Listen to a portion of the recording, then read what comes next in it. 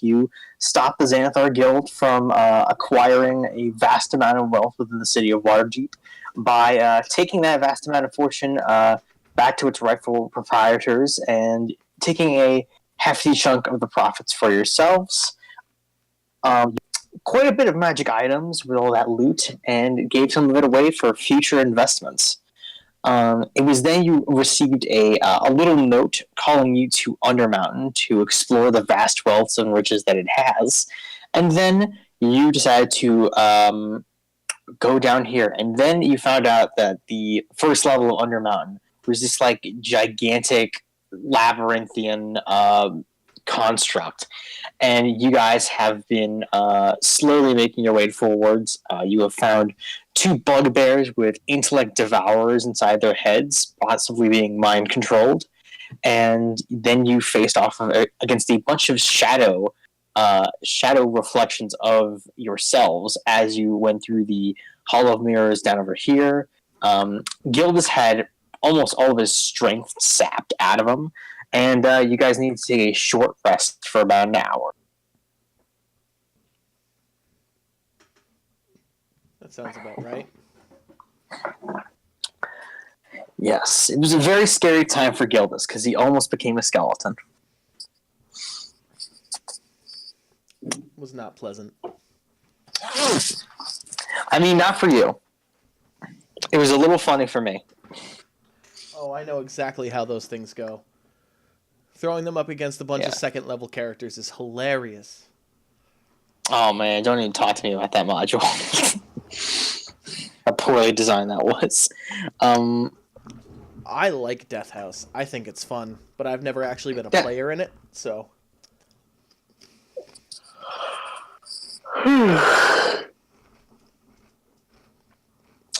Well, it's a horror-themed campaign, so that's what we're doing. Well, not here, but you get the point. Anyways, you guys are doing short rest right now so that guilds can recover, which means for an hour you're just going to be sitting around here in Undermountain, just sort of trying not to get trying not to get dunked on, basically, by anything else. Let's see, would one of you like to roll me a D100, please, to see if you have any random occurrences that happen to you?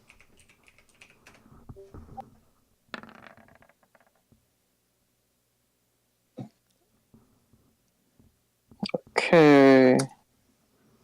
Oh, sorry. Didn't realize.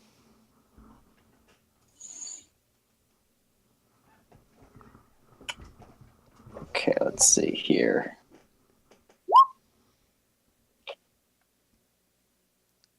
I'll take the one from Gildas.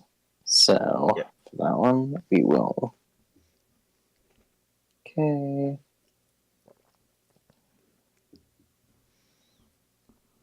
I just had this, but then I just deleted it right off my tabs because I'm just a dunce right now at the beginning of the game, I guess. Let's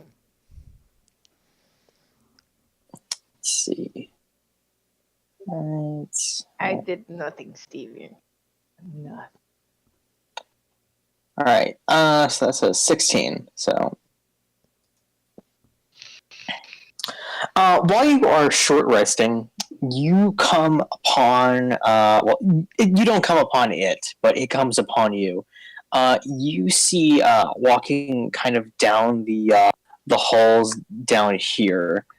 You see a little raccoon, kind of burrow its way out from here and. Are we supposed to be on the map because we're on the? Oh, that's right. I put it over here for dramatic features. All right. Yes. All right. There you are again.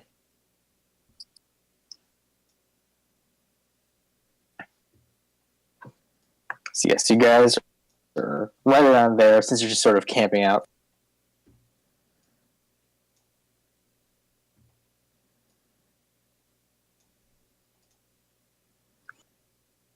And as you are all sort of resting there, you guys see a little raccoon just sort of like poke its head out, like right over here, and sniff away at you guys as it sort of like crawls through the little pillar sections right over here. Huh. Can I attempt to use primal awareness on it? What? Primal awareness. Let me Prime- check. Primal awareness. Yeah, let me see what that is. Primal awareness. Allows you to establish a powerful link to loosen the man's right. Recognize you as a kindred spirit. This can use bodies. Reads smooth intent. You let 12 stay. It's and gray sword. Continue to yeah, so you can do that. So what do you want to know about this raccoon? I want to know if it has been a fight or scared or has witnessed anything that would cause it fear. And I'm doing that, and Thank I'm you for the kind of follow, chittering Commander Root. I away. appreciate Like it you guys greatly. are like, "What the hell? Like, what is he doing?" But he's chittering away, and he's like offering this thing like some rations that he has in his pocket. You like activate your primeval awareness, and you like try to get like the good deets on this little raccoon dude that's here, and you can see that this raccoon looks pretty spooked. It kind of like looks like this raccoon wasn't meant to be here, so it explains that like it burrowed underground a little bit, and it just sort of like fell into the whole dungeon area, and it's been trying to like recuperate itself so it can like climb out later. But it hasn't found an opportunity to do that since it's kind of been trapped here for now. Can I convince it to come with me? Roll animal handling. Oh, good dog.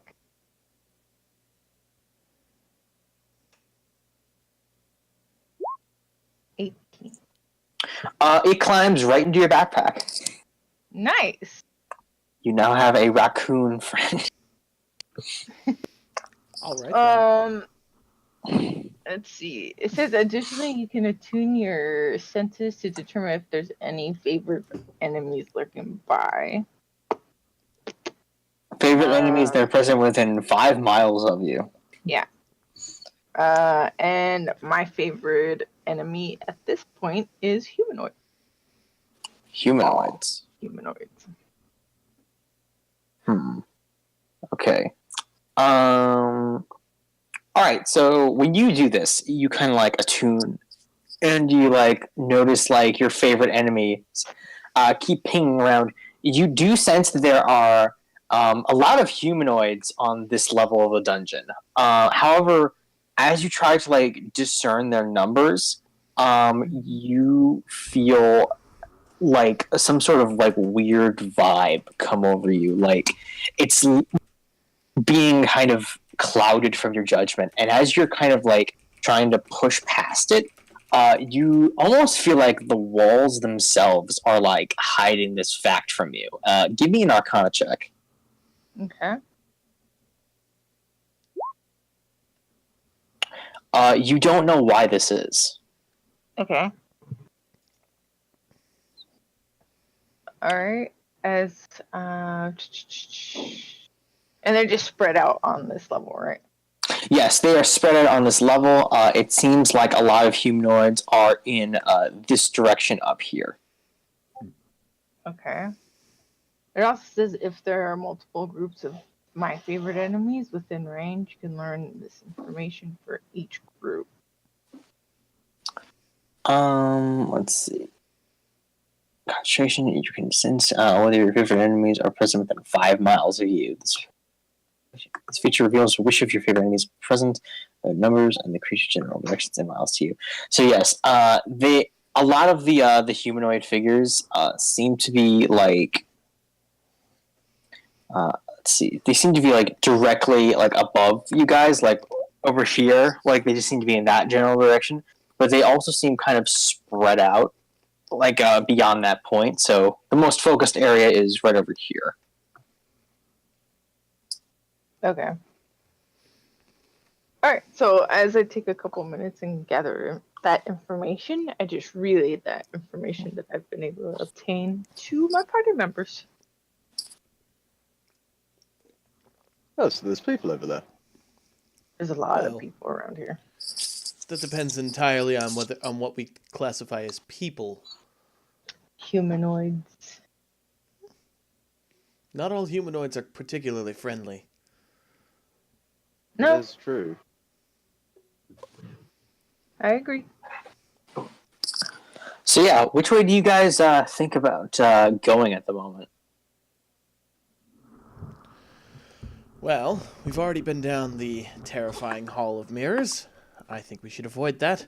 There's another way that says death ahead. Probably not our favorite option.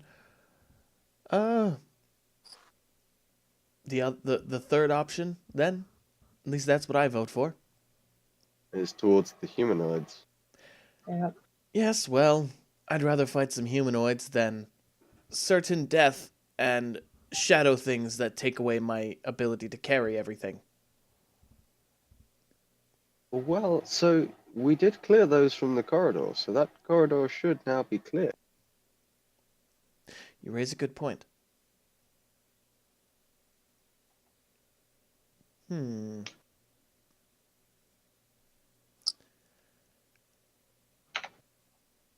I Would don't know. anybody- I'm happy to go either way, but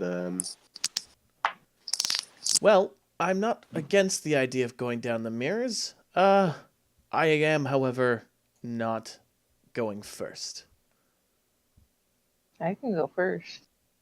Be my guest. So once we get to the end of the hallway with mirrors, which way do you want me to go? Pick one. I'm not particularly. well, let's have a little look down each corridor and see which way. Okay. So I'm gonna make my way down. All right, as you make your way down, you do not trigger any of the shadows that came out of the mirrors beforehand. They seem to be disabled. Okay. Yes. As you once look, Go ahead. okay. Yeah. So as you look up and down these corridors, you can see down here are a few entrances going into this direction over here, and you can see down this way. It seems to be like a little area down here. You can see. Okay. I think I'm gonna go up here just to check it out because it seems like the shortest. All right, you go up there and you check it out. You see in here, it seems to be an empty room. A few burned torch stubs and discarded potion bottles suggest you adventurers stop here from time to time, perhaps to make rest stops. The room is otherwise empty. Okay. Huh. Interesting. Was Empty Nice. potion bottles. I suppose we were bound to run into signs of other adventurers at some point. That's true. They tend. Dern sends them down here constantly. It But might be worth a quick it's check to see if they left anything behind. yes, actually, I am gonna see if there's anything that might be useful other than like the empty bottles and the Torch stubs. the torch. Yeah. stubs. So make me a survival check. Would that not be investigation? You kind of can see all the things here. You're kind of like looking for like stuff that can still be used. So sure. yeah, I'll roll that. that would be survival. Ha, no. With a 4, you're pretty sure most of the stuff is unusable to any degree. Could I make the same roll? You absolutely could.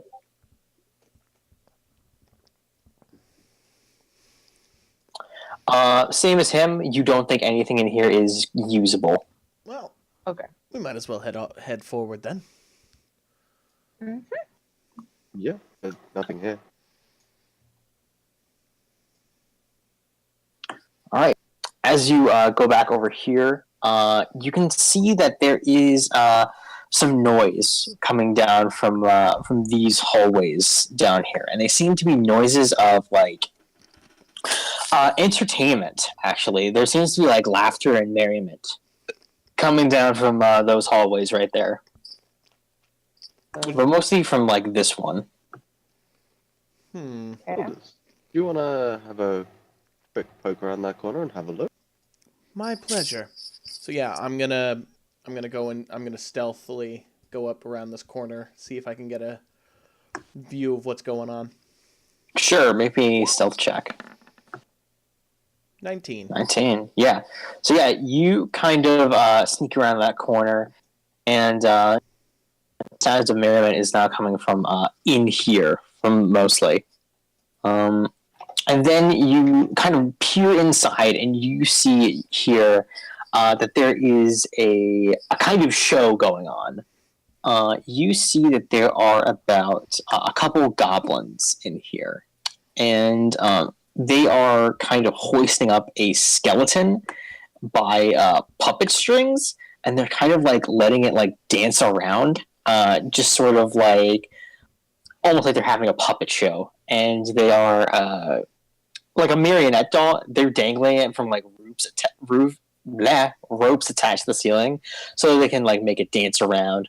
The goblins are also chanting something called Nimrath, Nimrath, Nimrath, as it like bobs around. Can I make some sort of history or some sort of check to see if I recognize Nimrath? Sure, go ahead. History? Yeah.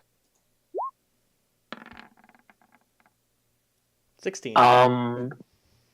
It comes as a sort of like harsh blow when you realize that like you've heard the word Nimrath before, and you're pretty sure that Nimrath was one of the kind of bartenders that was around the yawning portal when you guys first came into town. Oh, okay. Before I go back, I kind of want to just dart over here and see if there's anything in this room. Sure. Let's see. As you poke your head through here, let me see here. 23. You see that there are two sort of guards just sort of standing there silently, looking with pretty harsh and serious faces. And you can see that they are two bugbears that seem to be just standing there motionlessly in sort of, you're not sure what they're doing exactly. They're just standing there motionlessly.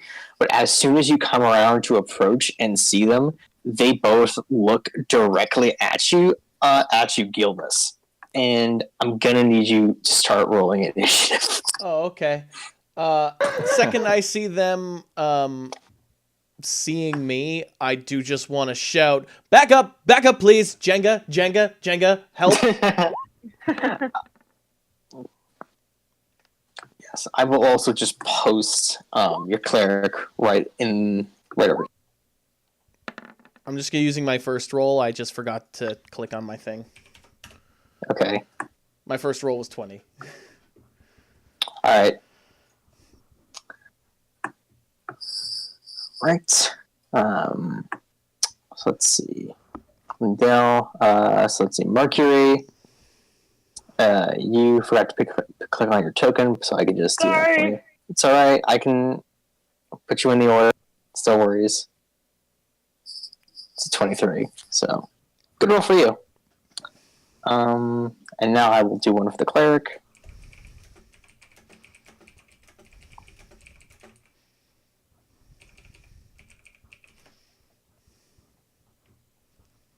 Let's see, initiative. Oh, Ariatsu's got some nice initiative on him. And then I will start to do one for the bugbears.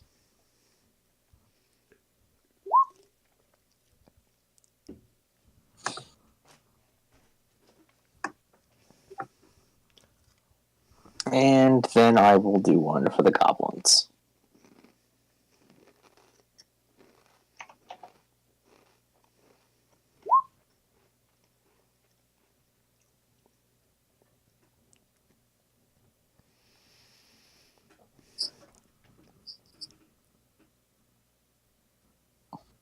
All right, so the first one up is Mercury. Mercury, you hear your friend Gilda say, Jenga, back up, redo, and you hear this kind of panic tone from Gildas's voice. What do you do? I'm gonna bolt it to him, and I believe I can get right here. All right, are you using your Dash, yeah. Yeah, okay, so that's going to be your action for the turn. All right, do you want to do anything else? Can't do anything else. All right, Gildas, your turn. I am going to use both my movement and cunning action to get over here. And I'm going to ready one of my knives to attack anybody who comes within 60 feet of me. All right, are you going to use one of your super cool Yes, -5 I'm going darts? I'm going to attempt a sharpshooter shot, yes. Okay. Lindell, it is your turn. All right. I think I can get. I'll double check just in case. Yeah, I'll get to here, and that's my turn. All right.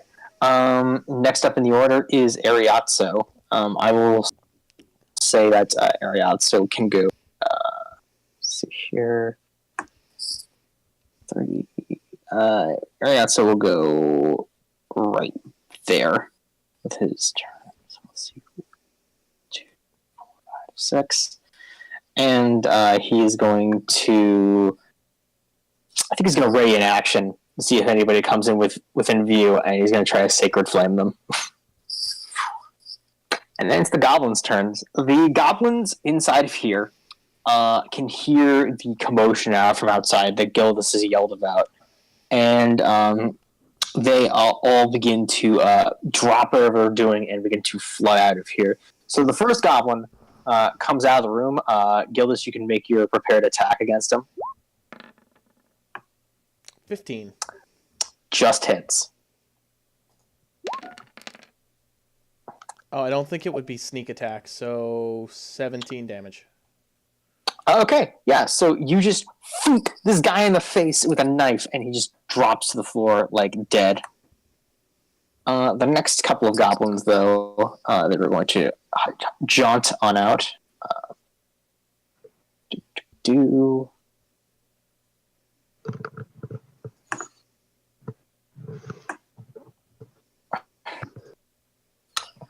How far can they go? They can go 30 feet. All right. And so they can go 1, 2, 20 feet.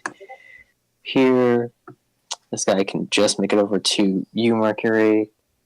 1, 2, 3, 4, 5, 6. 1, 2, 6. 1, 2, 3, 4, 5, 6. And 1, 2, 3, 4, 6. All right. The one in front of you, Mercury, is going to attempt to attack you with a scimitar. Okie dokie. Does a 15 hit you? Nope. All right. It tries to bash you in with its scimitar, trying to slice your measly black guts out, but unfortunately, you are unimpeded by this, and it just rebuffs against the armor that you have. The one behind it, though, goes to take a shot at Gildas right in the back here, since Gildas just knifed one of its friends, just wholeheartedly. Yeah, that's fair. That's a 6 against Gildas, though, so that's not going to hit. Yes. And then it will be the bugbear's turn. Let's see, the bugbear. Okay, these bugbears are going to come out of their little hidey hole over here. I need to get some of these YouTube tabs out of here because I'm not watching them anymore. And let's see. All right, so this one is going to come right out here. 6. And this bugbear right here is going to chuck a javelin at you, Gildas. Okay. Duck and weave. Think skinny.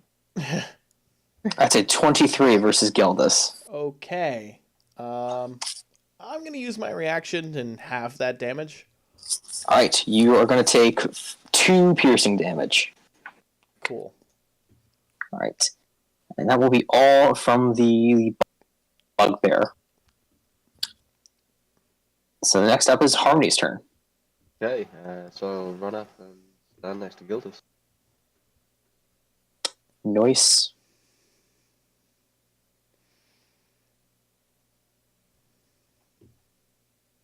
And I will give Bardic Inspiration to Mercury. Thank you. No. And that'll be me. Awesome. Mercury, speaking of you, it's your turn. I am going to attack. 13 and does that hit? Yes or no? 13 versus the goblin? Yeah. No, it does not hit. Can I add my bardic inspiration? Okay. What is it? A D6? Should be D8, I think, by this point. 7. Yes, that totally hits. Okay. So And with that's 11. that, so that's 11 damage. You kill this goblin instantaneously. Okay. And then can I hold a second attack or no?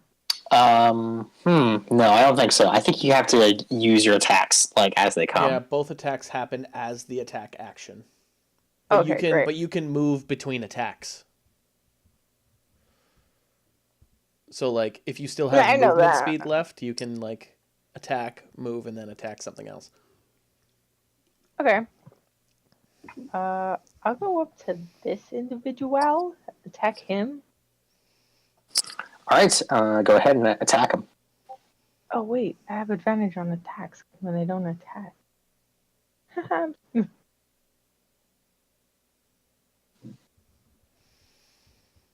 They haven't. That one hasn't attacked yet, right?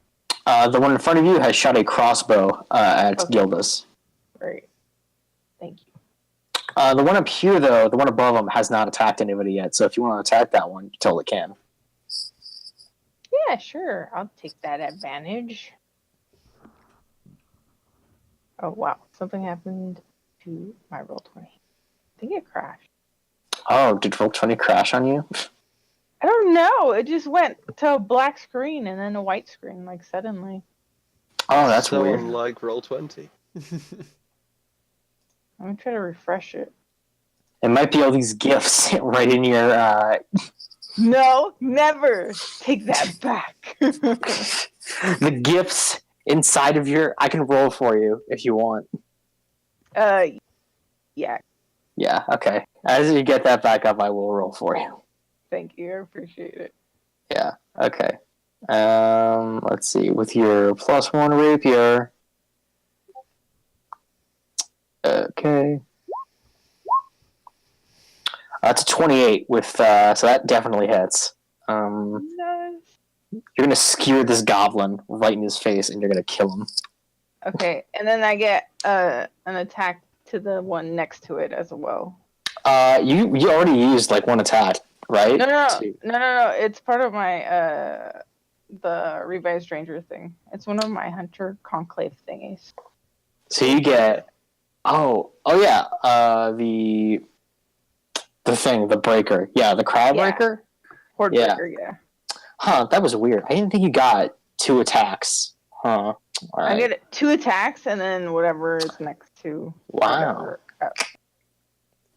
All right. Yeah, sure. I will... Sorry. I'm back now, though. Okay. All right, yeah.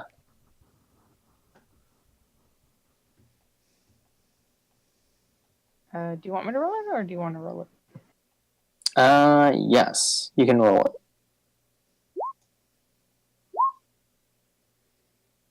Okay. That was for the one in front of me, I guess. All right. That totally hits. Woohoo! And it does 11 damage, so it dies. Okay. And then I'm going to take the rest of my movement to move back, which was I get to go back 20 feet? I don't know. It's your movement. 5, 10, 15, 20. There. And that's me. All right. The next one in the order is Gildas, I believe. All right. I am going to use my bonus action for insightful fighting. So my insight versus their deception. All right. So you're gonna on roll this bugbear right here. All right. Let's see how deceptive this thing is. 17. It gets a 5. All right. So I have my sneak attack on it. Cool. Let's see if you can hit it. All right. I will attempt another sharpshooter because I can. Yes. Oof. 19 Yes, that hits. Which will be Oof. Yeah. 19. So 19 yeah. damage So total. Yeah. I think that's 20 damage total. Nope, 19. The top bar is total, and then it's sneak attack plus sharpshooter. I thought the 19 was the attack. Nope, the 7. Oh yeah, that is the attack. Yeah. Yeah, And it's then 20 the total. 4 below. Sorry, it's 20 It's total. 20 damage. I'm like, wait a minute. Hold on. Did the roll 20 UI change? I know how to things. All right. I think it's the Lindell. one that has the +2. That's the attack number. Yeah, and then I'm going to take a step over here. Yes. Okay. You do that. All right. I'm gonna move to here and throw 2 javelins at the bugbear. All right. You're gonna throw 2 javelins at the bugbear. Go ahead. 16 is gonna hit, and 24 is gonna hit. So the first one does 8 damage and kills the bugbear. I don't know if I can hit that one right here. Probably not. No. Okay, then that's my turn. All right. All right. Then it is Ariatzo's turn. Ariatzo is going to move over here, and it's going to ready a sacred flame. Just in case anybody comes near you guys, they can get an eye off of. Meanwhile, I'm looking at the revised ranger list to see if this second attack actually comes in. I'm not seeing that you get a second attack. I do see the ability that you have, the Horde Breaker one. I don't think you actually get the ability to do a second attack unless you get that that's 5 feet from the other attacker. I mean, Horde. Hunter. Okay, so which are you from the Hunter Conclave? Yeah. Oh, my bad. No, I'm wrong. I'm all wrong. Don't look at me. Don't look at me. Don't look at me. I'm not. I just saw the extra looking attack. at you. Everyone's looking at you, Boom. Yeah, I just have looked the at the extra extra- attack. I'm but as looking a at. Horde Ranger, I get that I'm third looking one. at it. I looked at the. I looked at the wrong thing. Don't worry about it. Let's just say you have inspiration until no. Hey, remember when I said last week that I'm pretty sure at least one of them wasn't a bot in my audience Well, I can promise you that at least one of the people in my audience is not a bot because I'm talking to them in my chat. Nice. Nice. Hello, person. I don't Hello, know. person. Yes. Just know that you made that mistake in front of an actual person. I did. That person probably going to make fun of me later. That's going to become the running joke of this. The DM is trying to fuck you guys. Not giving you the extra attack. Yeah, so Ariatz is going to ready a sacred flame in case anybody else comes forward. Speaking of other people coming forward, we have these goblins right over here. So we have, let's see, 1, 2, 3, 4, 5, and 1, 2, 3, 4, 5, 6. So these 2 goblins are going to surround Lindell, and they're going to attack Lindell. So 2 scimitars. One was an 11 versus AC, which I don't think is going to hit. No. And the other one is a 22. Yeah, that hits. Take 4 slashing damage. Alright. As this is happening, you see the doors bust in from this lower direction as the noise you guys have been creating have attracted some more attention. And you can see through the doorway another horde of goblins are coming in through the bottom direction of the doorway as they have awoken. Oh, Jesus. So let's see. Oh, that's a thing.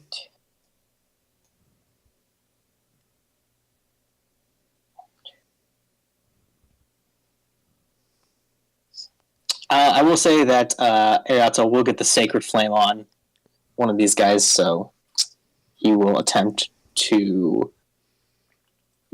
use it. They're going to make a Dex saving throw. They fail. So one of these dudes is going to take some damage. Wait. Does this guy not have... Okay, he doesn't have that. Never. He's just going to throw his... No, he's going to do that. God damn, what do you have, man? Okay, yeah, he's going to do his longbow attack on one of these guys. And he hits, so that's good. So 10 piercing damage. I'll say this guy right in front of him is a dead man. So Ryatsu kicks 1, 2, 3, 4, 5, 6. And 1, 2, 3, 4, 5, 6. 1, 2, 3. 1, 2, 5, 6. 2. Oh, 1, 2, 3, 4, 5, 6. So Lindell, you're gonna take. Let's see. So these two attacked you first. You're gonna take another 2 scimitar attacks. Alright. Does the 16 hit you? Nope. All right. So the 2 scimitars miss. And let's see here. And then you are going to get fired upon by 3 short bows.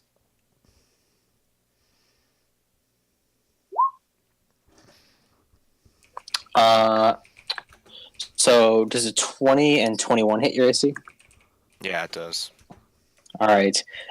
2 of these goblins short bow you, thunk, thunk, and you're going to take 14 piercing damage. Alright. And then finally, Mercury, you are going to take 3 scimitar hits. Okay. So one of them was a critical failure, so that doesn't hit.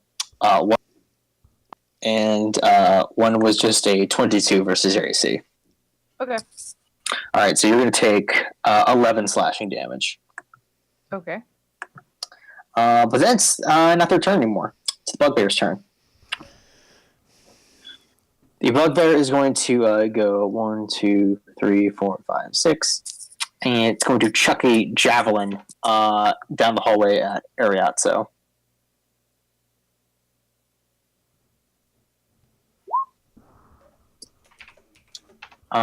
Gets a 19 on the attack, so Ariatso is going to take 5 piercing damage.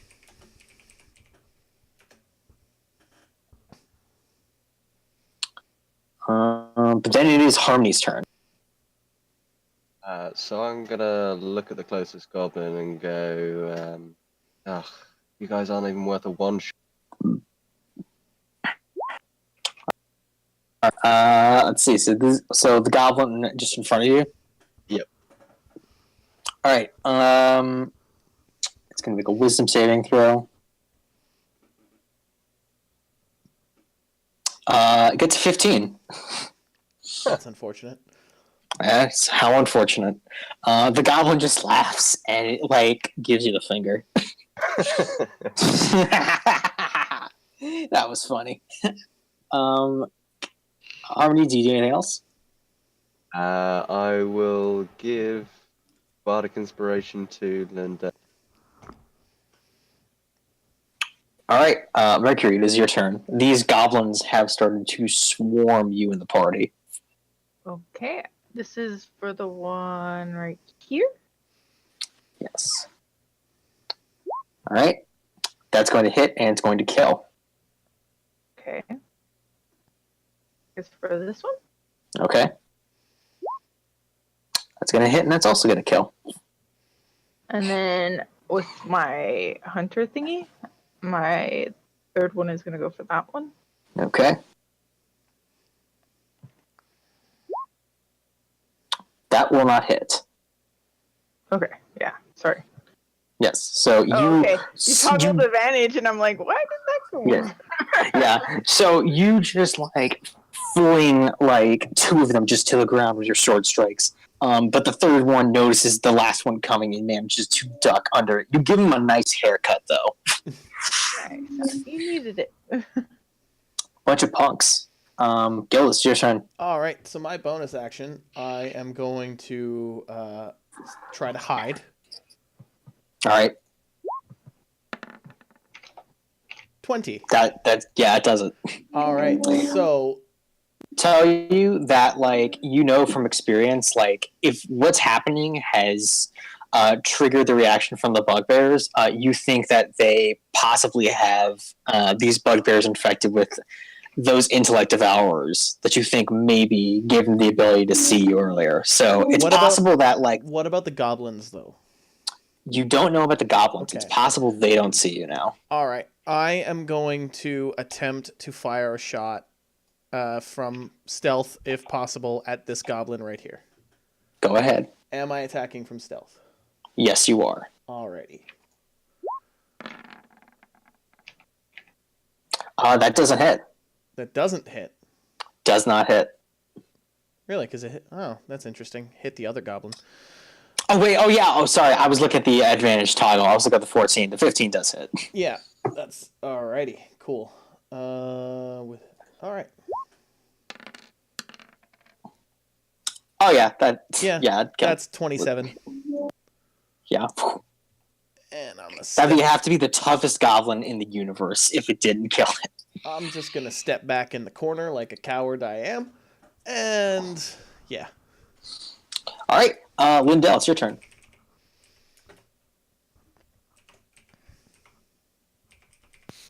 I'm kind of in a bad spot right now. Yes. Seems like the goblins are kind of overrunning you at the moment. You could try to disengage if you want to try to get out of there. No, I'll hit the two goblins below me, or I'll hit the one right below me, or I'll try to first, of course. All right. 25. Yeah, that hits. And yeah, that's gonna hit. So, bam. All right, the one next to him. All right. 22. Yeah, that's. Boom.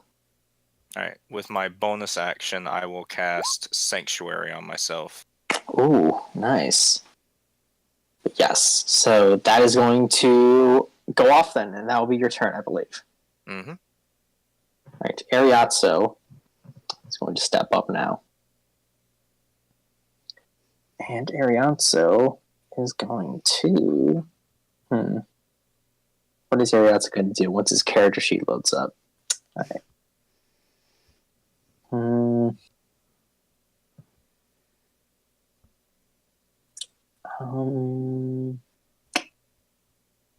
Ariazzo's going to shoot another longbow attack at the goblin right over here.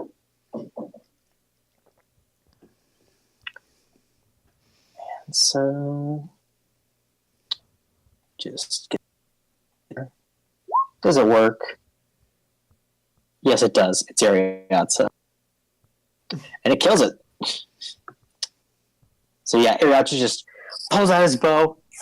It's like Lord of the Rings, where the guy with the bow never misses, and he just like cleanly pierces the brain of this goblin.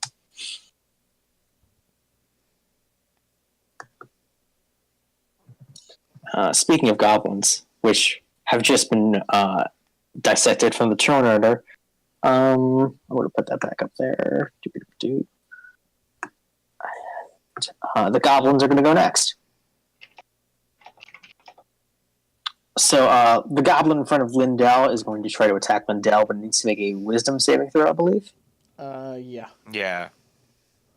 All right, wisdom. And what does it have to beat? DC of oof, 14. It got an 8, so it is going to have to redirect its attack. Unfortunately, since it tried to hit you with a scimitar, it can't attack anybody else right now. So it just wastes its turn sitting there. So the other ones, though, they can see that their partner over there is having some trouble handling that guy, so the goblins are going to move over here. Except for this one, though. This one is going to try again to attack Lindell, even though his buddy tried to do it already.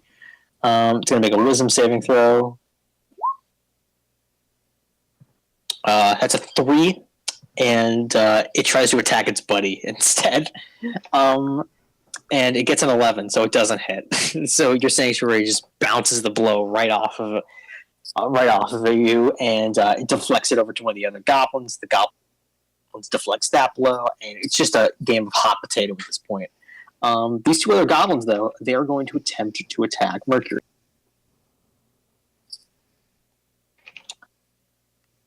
Okay.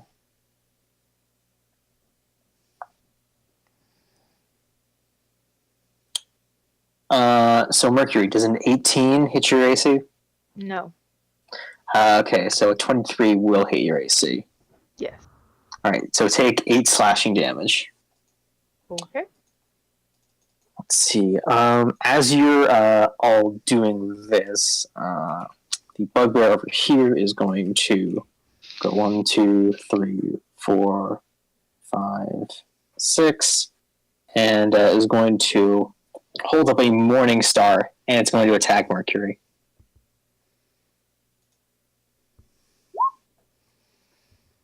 It's a 10 versus AC, though, so that's not going to work. Harmony, it's your turn. Okay. Again, look at the nearest goblin and say, "You guys make such a satisfying noise when you get." This goblin's going to try to wisely deflect this. It's a 5, though, so it's not going to work. This time your joke hits home, and the goblin just looks at you very hurt. And then let's see. I did save it at this point, so yeah, I'll know my turn. All right, Mercury. Okay. I'm going to attack the same order, like this guy, and this guy, and then the next. All right. 17. That will hit. It's 10 damage. He does not. Okay. Then I'm going to attack him again. Okay. Wow, 15 damage. You just stick a sword right in his gut, but he looks stout and resolved as he still does not fall. Okay, and then the second one, or the third one has to go for a goblin. Or the little ones. Yeah, so, yep. That will hit, and I will kill one of the ones down here. So I believe it's this one. Yep. Yeah. All right, Gildas, your turn. All right. I am going to. Well, I know stealthing isn't going to help, but I'm going to attempt a sharpshooter shot at the bugbear anyway. That's wrong. 15. I assume does not hit. It does not hit. Yeah, no. All right. Bonus action. I am going to duck back here and attempt a stealth for 19. 19. Yes, you are pretty stealthed up for anybody that can't see you. Yeah. For the goblin Lindell, at the very it's your least. Yes.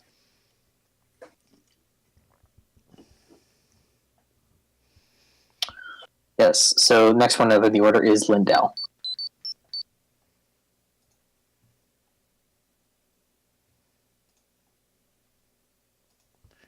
Reality Mage, thank you for the follow. I appreciate it greatly. Lindell.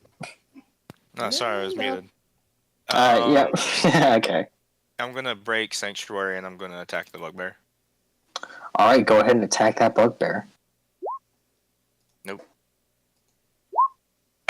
Yeah, it's not gonna hit. 24 though. Oh yeah, it's gonna hit. With 9 damage, you slice right through this thing's skull, and you just see it lay on the ground, just sort of twitching as its body slightly moves, as if it's like still being controlled by something. All right. That's my turn. All right. Next on up in the order is Ariatso. But before I get to Ariatso, I need to roll something real fast.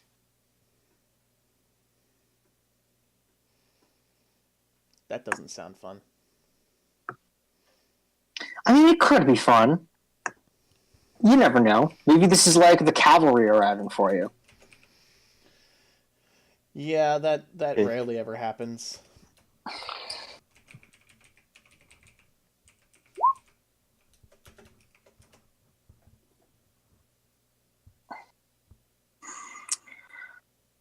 All right. So that would go right there.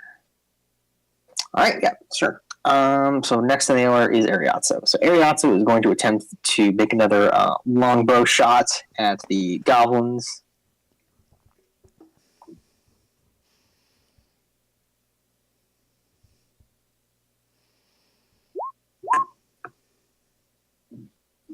That hits. And it kills one of the goblins. Hey. Ariatso. Think. Next on the order is the goblins, actually, before they were deleted off the turn order again. So these two are around. These two are actually going to go after. Let's see, are they going to do this, though? No, they're currently engaged in with. Going to keep attacking Lindell.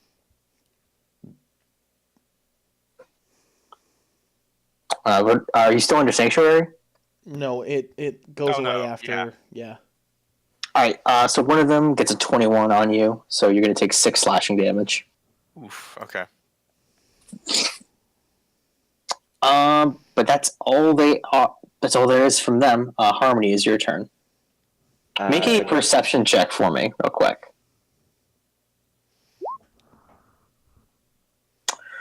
With that perception check, I will say that you notice that the 2 bodies that were over here seem to be, of the 2 bugbears, seem to be gently sort of like jiggling back and forth, like something inside them is trying to move around. Okay, so I will shout at the nearest corpse. Come out, you creepy little skull fucker. That works. Oh yeah, that works.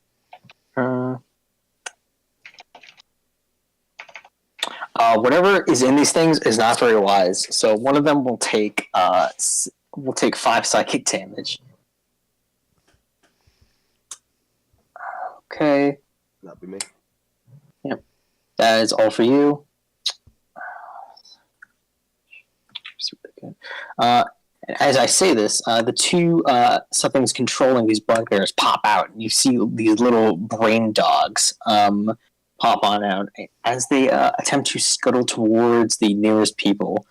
So going over here, this one is going to try to attack Mercury. It's got disadvantage though because of the psych mockery. Is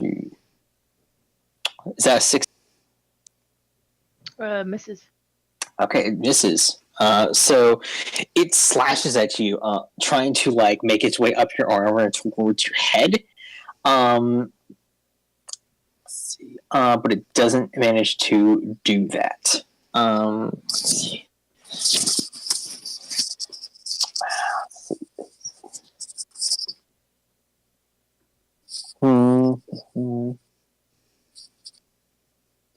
Yes, that is going to happen.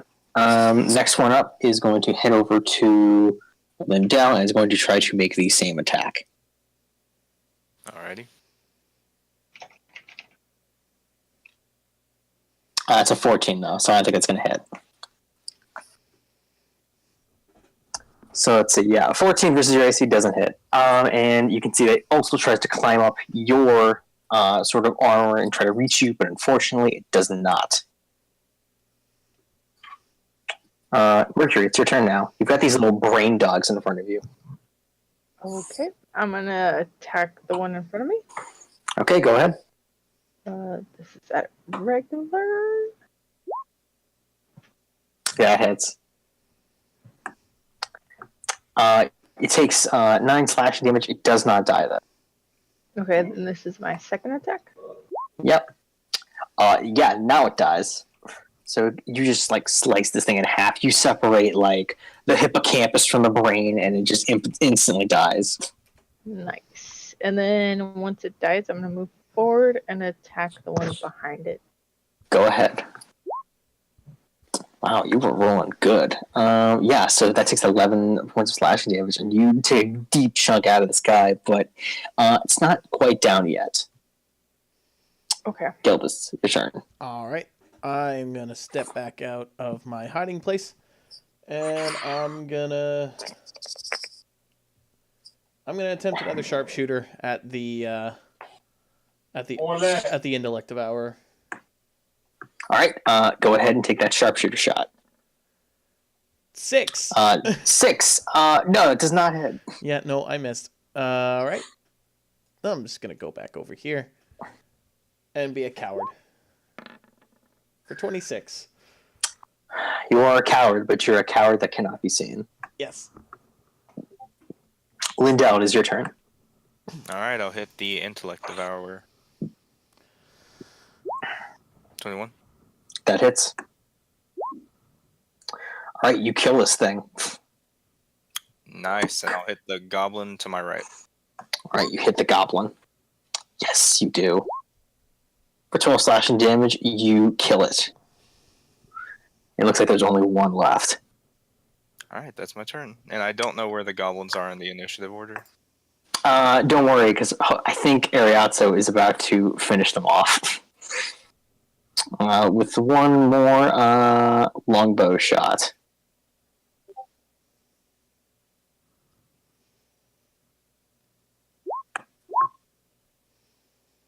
Yeah, that's going to hit. And yeah, that kills the last goblin. So what happens here is, just for dramatic effect, the Ariazzo begins to float off the ground with his winged boots, and he like dives like Matrix style with his bow and just like flings his bow and arrow from his possession, and he just like throws the arrow through the air at the goblin and just sticks him into the wall.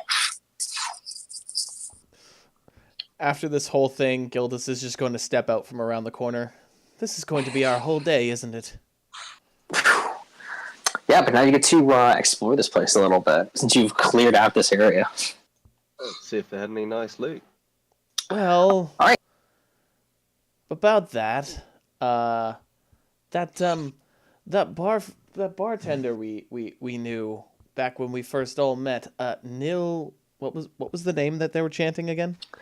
The name they were chanting was a man named Nimrath. Nimrath, I think his name was.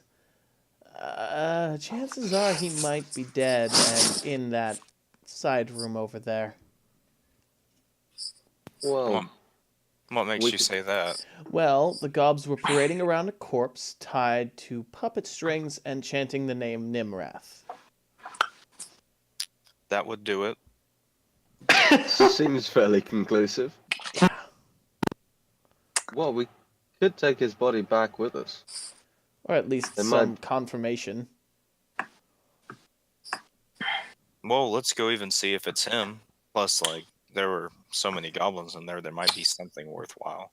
You do remember back before you climbed down here, Duran mentioned that, like, if you saw any dead adventurers down here, you could report it back to him. So, like, he could get funeral arrangements in order, and you're not sure if there would be a reward for that, but he would appreciate it. You know, it's just something to keep in mind. Yes. So yeah, let me tell you what's in here. So as you go into this room, Gillis, you notice that the skeleton is still there. But as you also see, there is a shield in here as well. It's kind of split in half, just like in the corner. It's a wooden shield, and on each of the half of it, it has the letters of Nim and Wrath on each of it. So it seemed to be the guy's shield that he possessed before he was defeated by these goblins. You also see in the inside of this room the symbol for the Xanathar Guild. Oh. Well, that's interesting. Yes. Not surprising. We've seen the Beholder employ goblins before.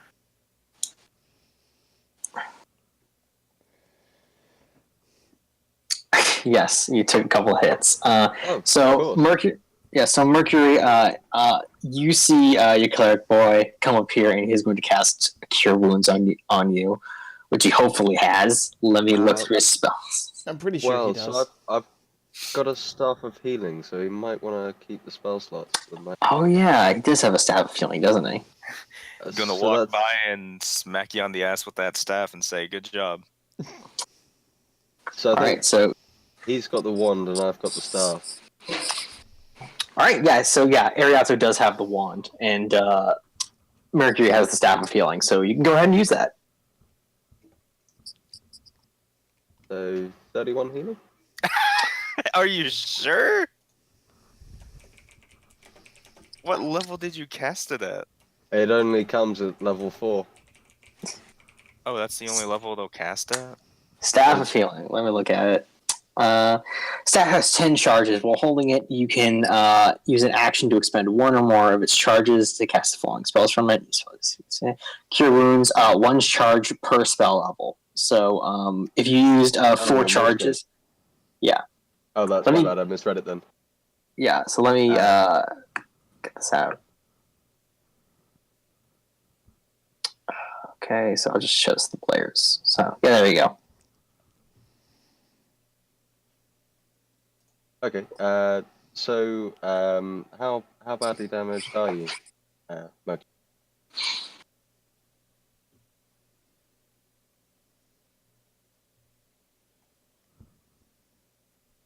Give her a second to open up her character sheet.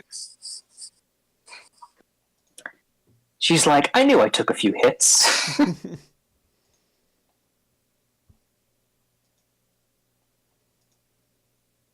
Storm? Oh, sorry about that. Push to talk. Fuck. I'm looking rough. If that makes sense, unless you actually want me to save the current number. On a scale of 1 to your health bar, how are you looking? Little over half, or just around half. Okay. So I will drop a level 2 then instead. All right, go ahead and drop that level 2 on this guy. That's 12. How Yes, are you that's feeling, 12. Mercury. Woo! Feeling much better. Thank you very much. Can I also get a splash of that? You can. How strong a splash are you looking for?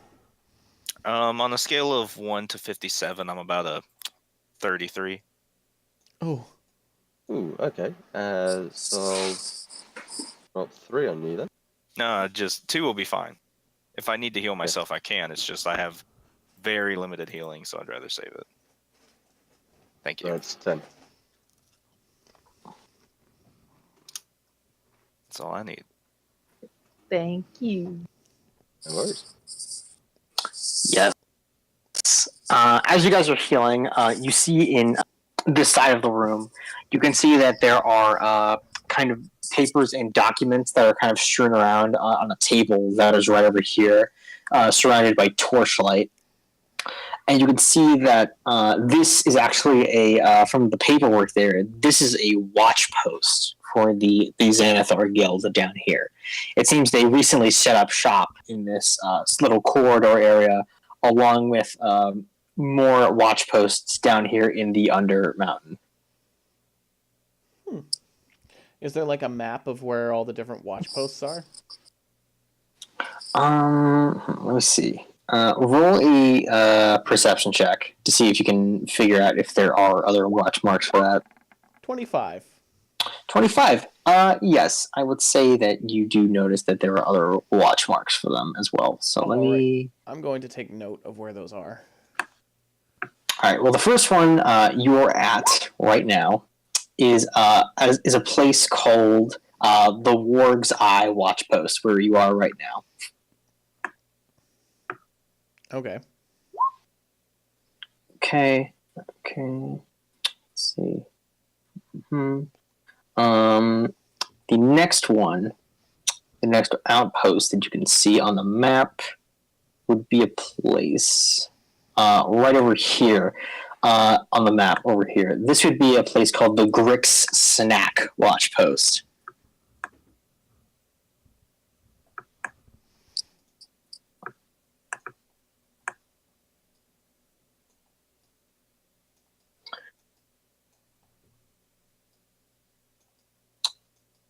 That'll do. Yes, and let me see if there are just any more in here. Yeah, actually, there is one more watch post down here, and it is all the way over here. This is called the Big Ears Watch Post. But you can see that there are no watch posts on the top of the little maze map down here. You can see that there is actually a note on the map that that says, "Warning, vampires." Oh, okay. I'm just gonna read that. I'm gonna look at everybody. Anybody fancy a run in with some vampires? I'm very good at killing undead. Yes. Well, according to these notes, and I just sort of point in a general direction where that would be. It's like, apparently there's vampires that way.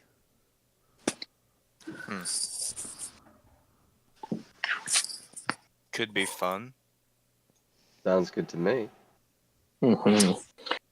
All right, so you guys can either continue going upwards or you can go downwards some more. Did we check the room just below us? The one the goblins poured out of? You have not yet. Might be good to check it out. All right. You quickly check it out, and you see this is a goblin sleeping den. This seems to be a place where people sleep on the floor. Their weapons and shields are within easy reach of each other. You think that you probably woke all of them up when you screamed at your friends when the bugbears noticed you. No, that's fine. And other than that, you think this is just kind of like a sleeping den. Should we try to maybe investigate the bodies, see if they have anything on? You may investigate the bodies with a survival check. I'll give you help on that. Oh, you don't need it. No need. Okay, with that, roll me D100 for me, real quick.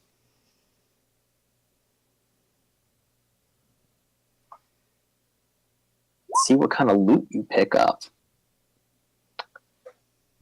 Okay, D100, 34. All right, let's go with number 34.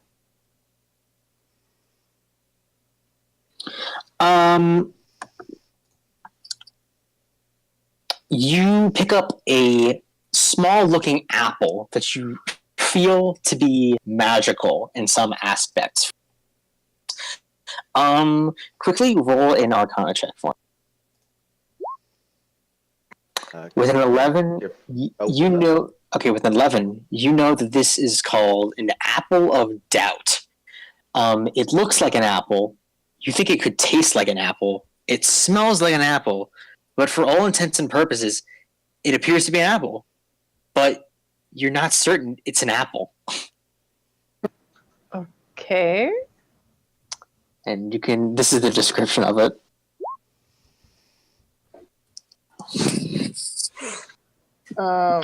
Does anyone want an apple that's not an apple?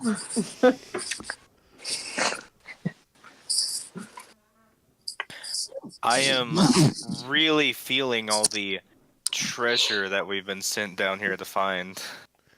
Definitely.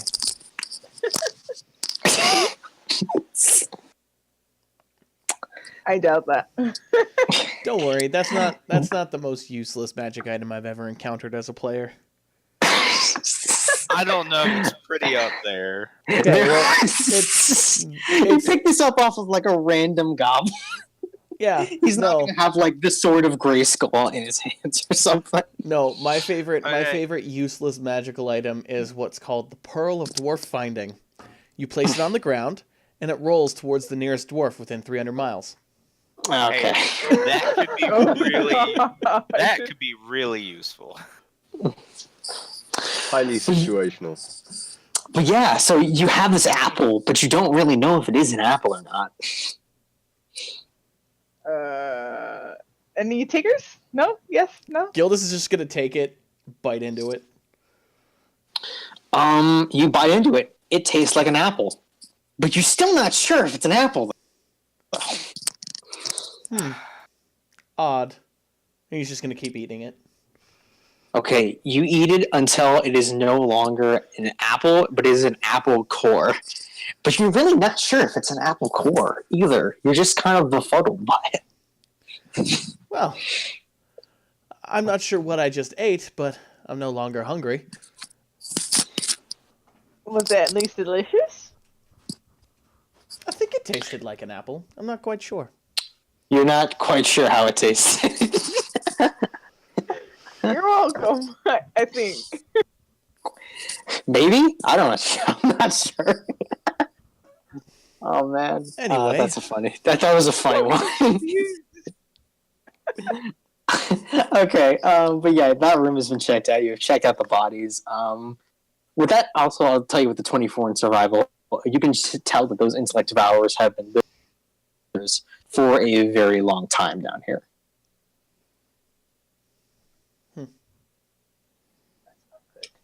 Okay, so which way do you want to go? Well, Well, should we go and visit some vampires?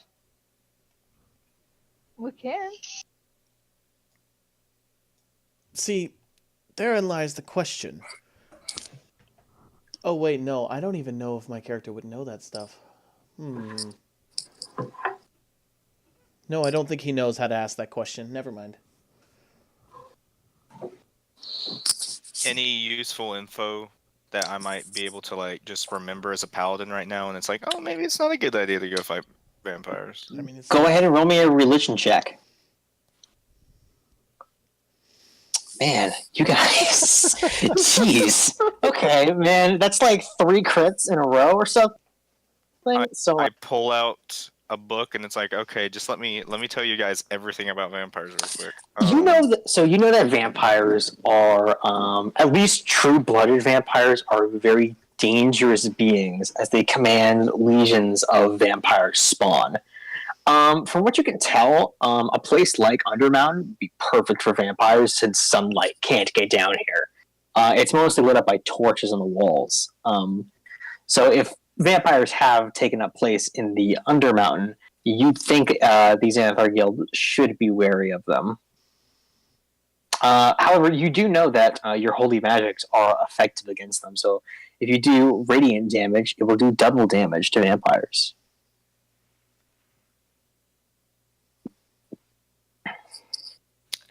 And that's what I know. So, if what you're saying is true, the question is, do we want to risk fighting just some vampire spawn that happen to take up residence here, or an actual full-blooded vampire? Either way, we have 2 holy people, and we came down here for loot after all. Vampires are much more likely to have something than a few goblins. Well, you're not wrong. Anybody else have an opinion on this? It's dangerous, but so is everywhere in Undermountain. So Gildas just I'm 50-50. Gildas just kind of sighs and is like, "Yep, this is going to be our whole day." Anyway, all right. I guess we're going to fight some vampires. All right. So yeah, go ahead and move back towards here then, towards the entryway up here. You can go ahead and go invite some vampire guys.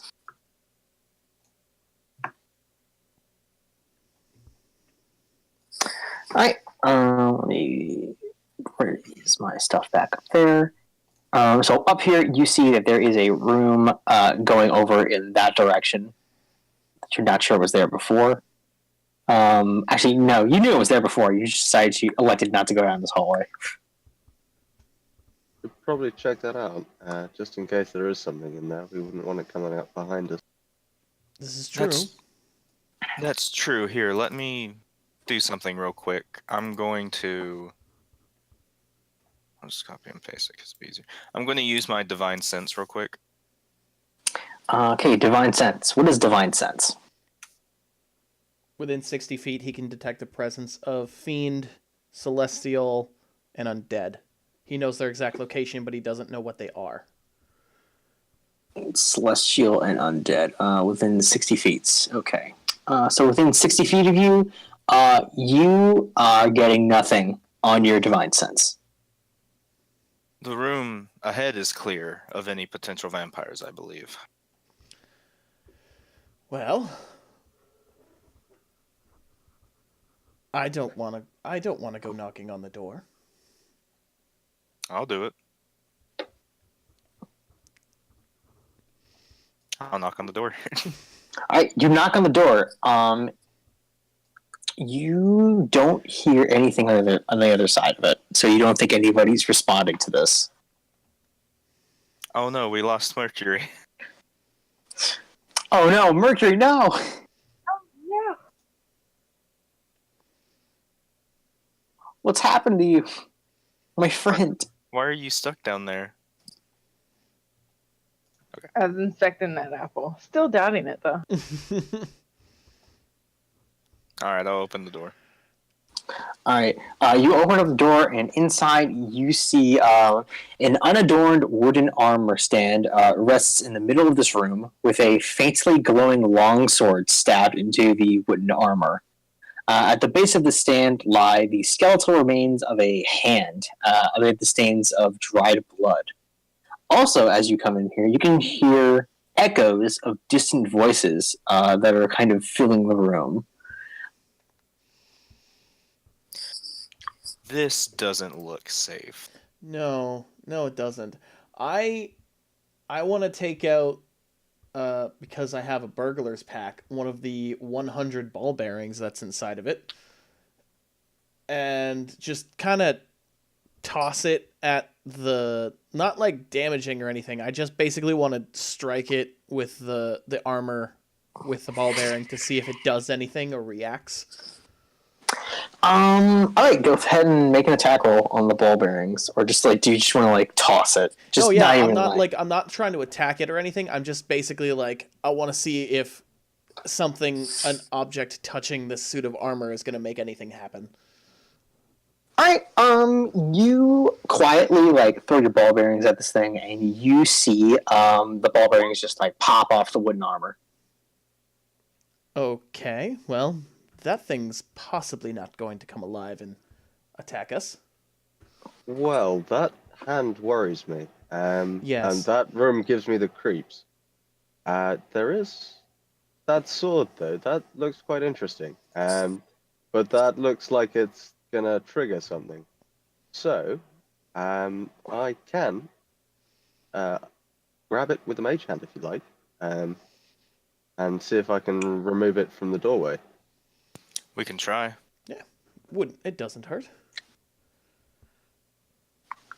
Okay. Alright. Actually, Yep. I just before Harmony does that, I just kind of want to step up to the doorway and give it like a cursory glance to see if I can notice any kind of like traps. Alright, make an investigation check. 9. Alright. Let's see here. Okay, with a 9, you don't see any traps. All right, can proceed. So I will cautiously proceed.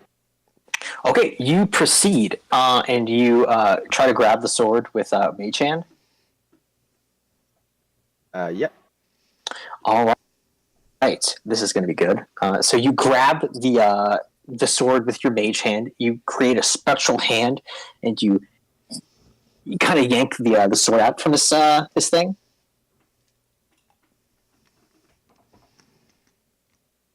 And then I wait for the other shoe to drop.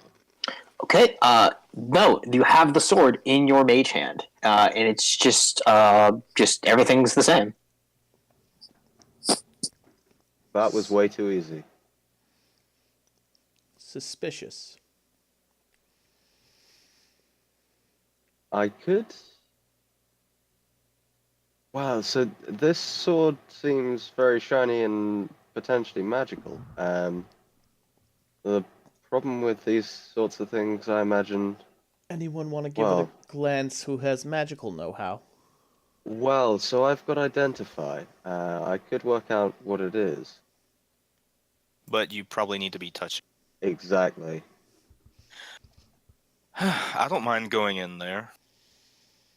Well, I can bring the sword here. Yeah, that's I'll right. put it He in just the has. Mage Hand. Yeah, he's got it in Mage Hand right now. Did we pull it past the perimeter of the door yet? You have not. It's still in the room, to my knowledge. That's what I'm worried about. Like, I'd try and pull it through the doorway, but I don't know if this will work. Okay, yeah, let's do this one step at a time. Get the sword out of the room. All right. You gently pull the sword out of the room, and nothing happens. The sword is just out of the room. All right. Okay. Good job, Harmony. Well, can I? Wow, that's not going to tell me anything. I ever so gingerly touch the sword with my finger, and cast identify. All right. Give me the identify description of that. Identify. All right. With identify, you hear the meticulous voice of the identify spell in your brain, and it goes something like this: good morning. I am the identify spell. Now, this right in front of you is a sword of never give. Now, the never give sword is a blade of when a person grabs it, the wearer is then cursed to forever hold the sword in their hands unless they cast a remove curse spell on that person, in which case the sword will drop.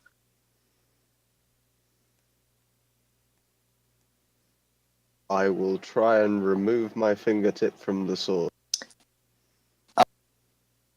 Okay.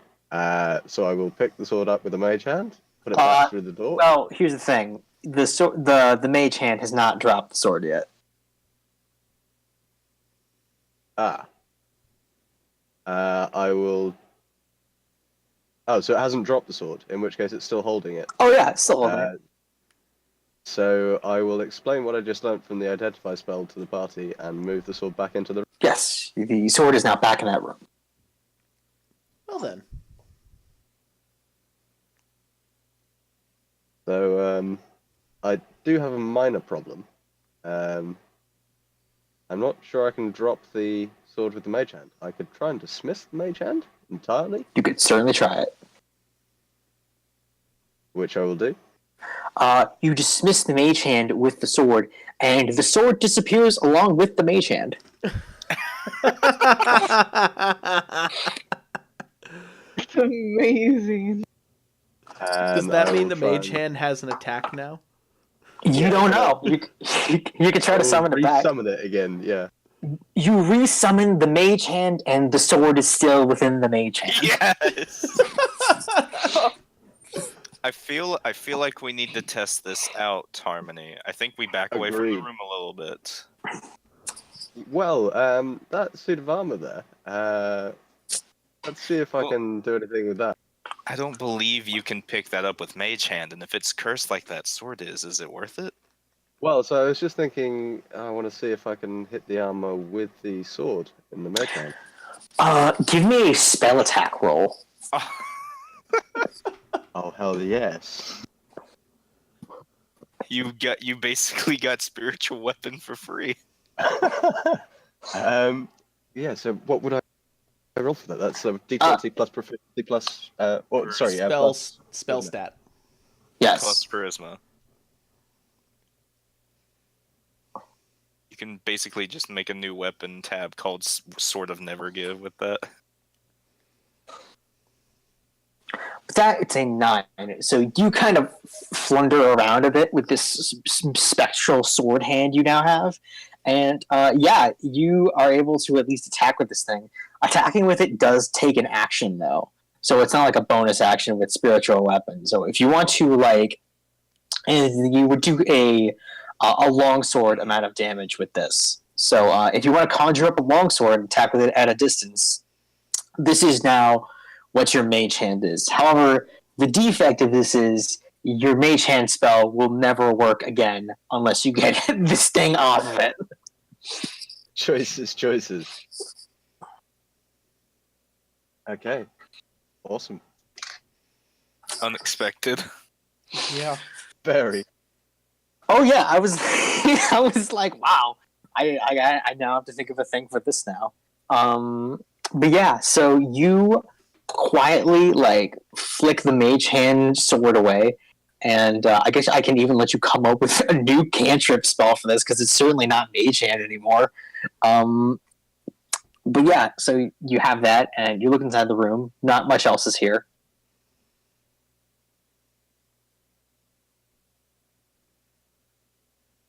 In all technicality, you just made your own spell. Wow. Things Yep. most wizards never do. Now I get to write a story about me for once. Yeah. Hopefully, you get to use it in a cool and awesome way. You'll see. But yeah, so that's all to this room. Now you can go ahead and walk up here if you want. Sounds good. All right, so up here you can see that there are 2 long hallways stretching left and right.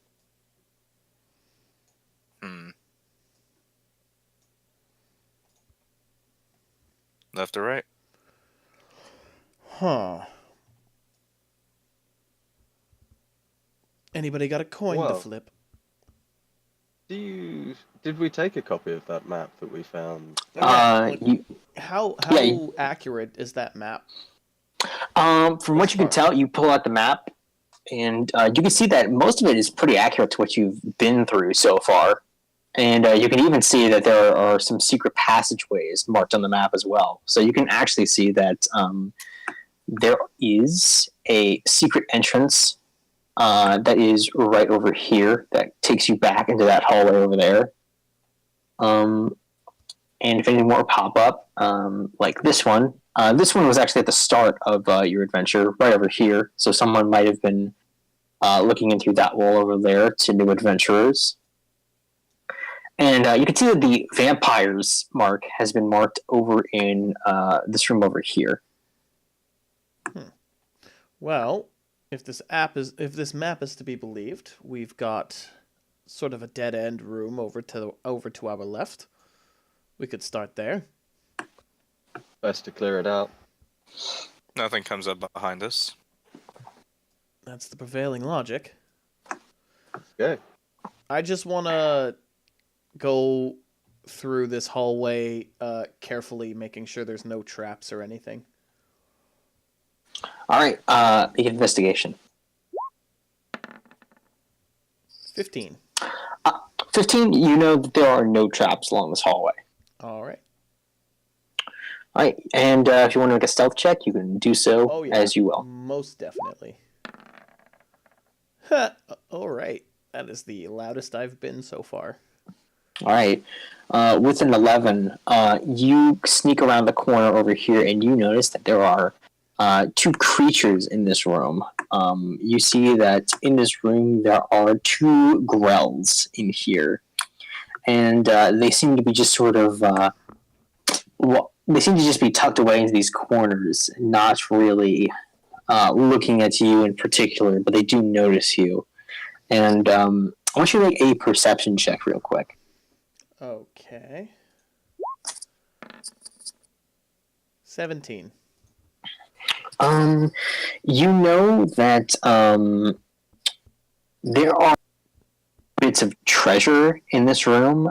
There's only the grells, and you can see that there are bones just kind of lying in the middle of the room. So this seems to be a place where adventurers come in, and they sort of just feed on them as they kind of come in here. So you think this is maybe a dead room? Okay. It's not it's a trap in the sense that the grells are there to prey on people. Yes. All right. I'm going to report back to everyone. So, we've got a little bit of treasure, but also a pair of grells waiting for us. Or, I don't know if I know them by the name of grells, but like brains with beaks and tentacles. There's no treasure in this room. Oh. Yeah. I didn't know if I said that wrong or not, but there is no treasure in this room. It's just sort of like a dead room. All right. I just heard treasure, so yeah.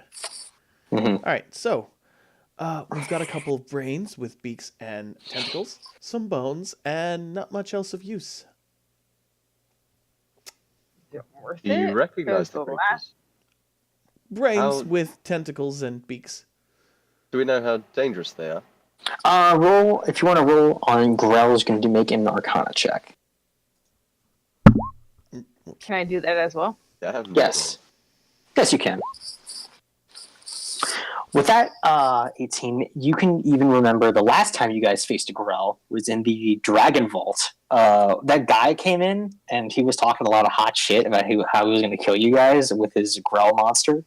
Then you blew him up with a fireball, and you dismantle his forces pretty easily. So you don't think Grells are super dangerous.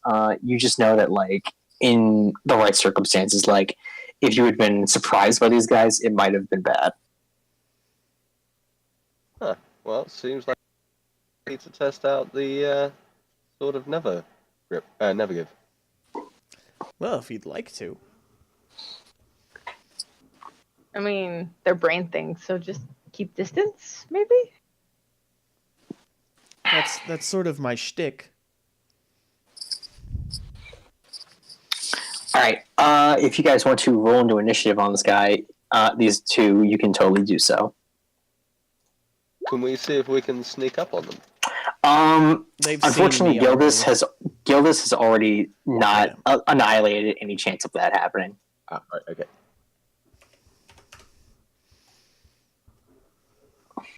Dang it. Let's see.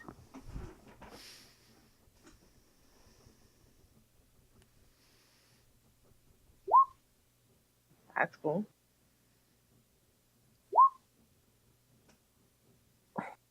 All right. There's. Oh, wow, he's doing good this game. And finally, I'm going to roll for the two Grells.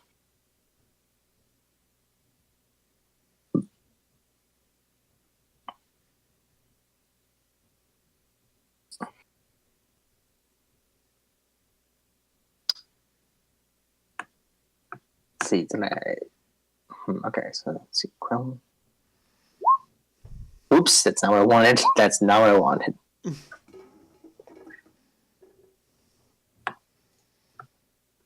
But yeah, these Grells, they are going to. It's 15. All right. First up in the order is Ariazzo. I'm going to just do the basics with him. I don't know where he is. He's super late. Yeah.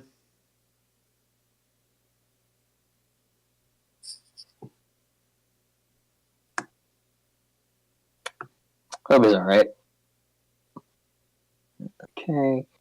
So 1, 2, 3, 4, 5, 6. He's going to take a longbow shot at the Grell at the far corner of the room.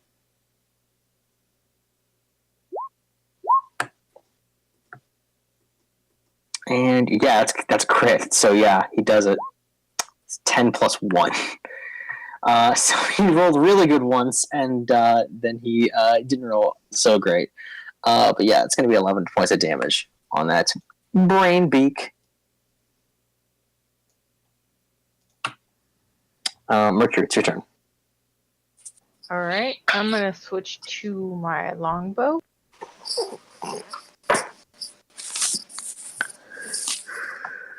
Okay. Make my way there, and then fire a shot to the farthest. Okay.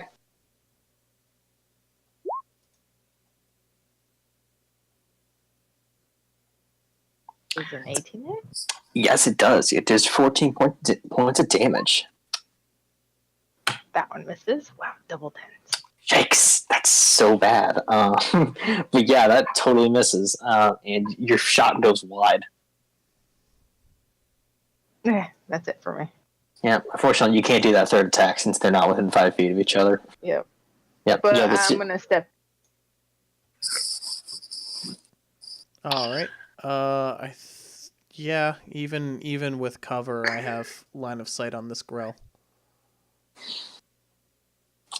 All right. So I am going to bonus action insightful fighting. So my insight versus its deception. All right, let's see how good these things are with their insight. 22. 22. Jesus, can they even beat a 22? No, they can't, so you win. Awesome. I am going to attempt a sharpshooter shot because why not? Because he feels lucky. But yeah, it hits. 14 to hit. All right. Yes. That's going to be 29 points of damage. You think this thing, you could blow on this thing and you'd kill it. Because it's still up. Ugh. I'm also going to take a step back so someone else can get into the room if they so choose. All right. Harmony, it's your turn. Okay, so we'll wander up to the gap, one in the corner, and say, "My God, you guys are ugly." And this adventure started with the troll. Okay. Which one is this? Is it on this one? Yeah, that's the one that's been being got to bits, isn't it? Yes. This one is being punctured into like its very soul. It's gonna make a wisdom saving throw, and it got a 16. Yep. Let's see. Yes. So. So the Grell are both going to move towards you guys. So let's see. It's gonna go 1, 2, 3, 4, 5, and 1, 2, 3, 4, 5, 6. The Grell in front of Harmony is going to attack Harmony with its tentacles. And let's see how good it does. It's 14 versus AC. That misses. Alright, and then it's going to try to puncture you with its beak. It's a 15. That also misses. Alright, it tries to do so, but unfortunately, Harmony, you're just too good. And that's Lindell's turn. Thing is for me. All right, 5, 10, 15. I don't remember the rules for this. What does it cost to move through allies, or can I not? 10 I think feet. it's like an extra, just 10 feet, yeah. It's Okay. difficult terrain. Okay, I can barely get to here. So I'll hit this grill, or I'll try to hit it twice. Okay. Yes, that hits. Alrighty. And boop, 23. Yep. 12, 22 damage. Yikes. So yeah, this thing takes 22 points of damage and it goes down. You think you've taken a decent chunk out of this guy. Alright, that's it for me. Ariatso, it's your turn. Oh my god, he's not still out here. I keep thinking he's going to be here, but he's not. Okay, Ariatso is going to... I think he's gonna... he's just gonna take another longbow shot. That's it. And he is going to take out the Grell in this direction. Next in the order is Mercury. I'm using my free action to switch weapons, and I'm gonna. Go on ahead. 14 hits. Yep.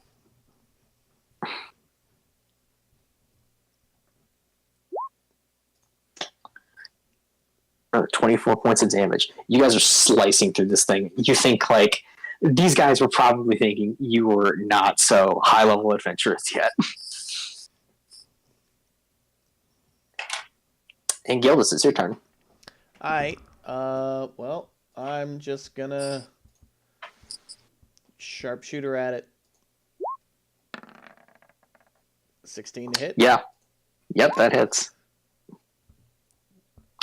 And yes. 28. You kill it. And you have cleaned house in this room. Well, that was easy. Now, hopefully nothing will come up behind us. You look behind you and you see a bear. No, you don't. No, there's no bears. There's only the raccoon in your backpack, which gently like nibbles on your as it gently jumps out of your backpack onto your shoulder. I reach up and I just scratch it behind their ear. I'm like, "How you doing, bud?"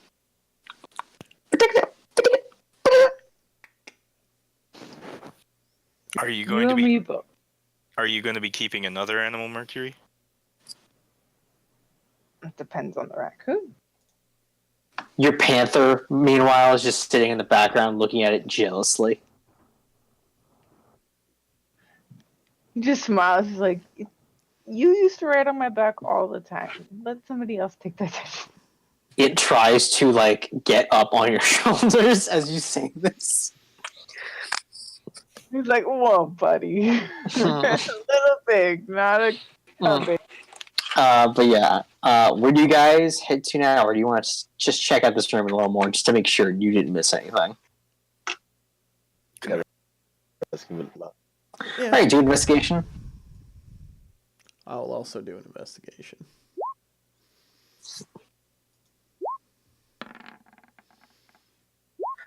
You are absolutely sure there is nothing else in this room. All right. Alright, onwards and upwards. Now you can go over here.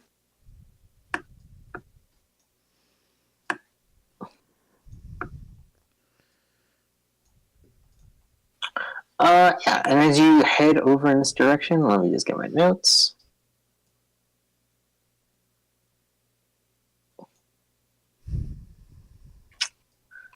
So as you head in that direction, you start to hear music flowing in the halls over in this direction. Oh, that's concerning. Yeah, it's sort of like a gothic sort of music, as it you hear like piano keys just kind of being played out through the air.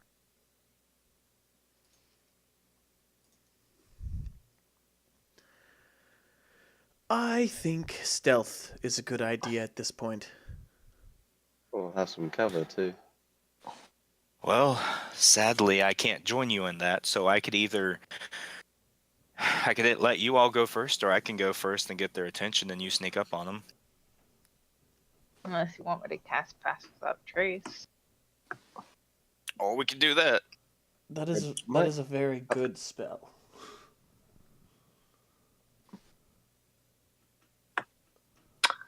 Do you cast Pass Without a Trace? Yeah.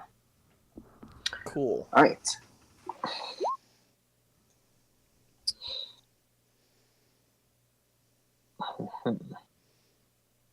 Everyone add a +10 to their stealth. Nice. So shall we continue forward? You may continue forward All right. with your amazing now +10 stealth checks. I'm going to stay. Basically, I'm going to make sure I'm on the very edge of that pass without a trace radius, but I'm going to be basically 30 feet ahead.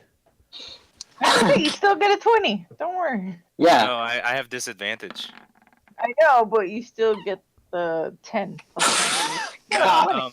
I hate to fair. break it to you, but that is with the 10. That's fine though. So Gildas rolled a 38. With that, I don't even think Gildas. I think you perform a godlike feat of stealth. So I think you just pop. You're gone from the rest of the party's view. Like they can't even see you anymore. Rogues, man. Stepping sideways into the light. Yes. But yeah, which you can see a few doors on the map. You can see this one over here leads into the main chamber. This one over here leads into a little cupboard, but it has a secret entrance into the main chamber. And this one up here leads into the main chamber as well. I would like to go around into this one, personally, but I don't know about anybody else. I'd agree. All right. As you're sneaking through here, make a perception check for me. While we're walking and they're percepting, I'm going to do the divine sense again, since we're closer, and see if I can sense anything. All right.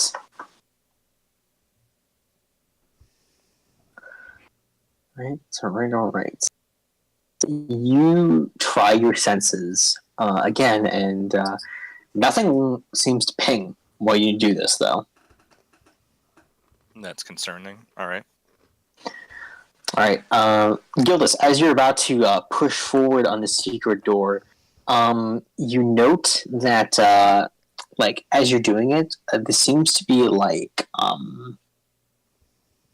it seems to be attached to some sort of cupboard of some sort. So if you push it forward, you hear the jingling of plates and stuff. So you think this secret door is actually rigged with a trap. Does it look like I can disable it from this direction? Make a sleight. You could try. You can make a sleight of hand check. Would that incorporate thieves' tools?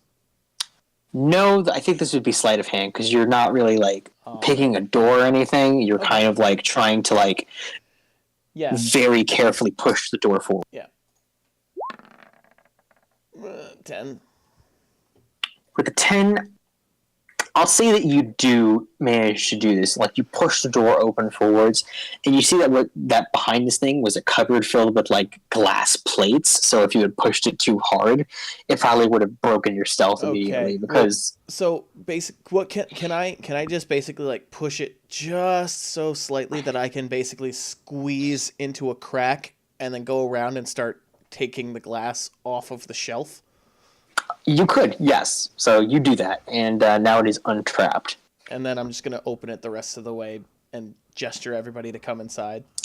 Yes. As you are all going into this hallway, though, you all hear the music getting louder, and it seems to be coming from this direction over here.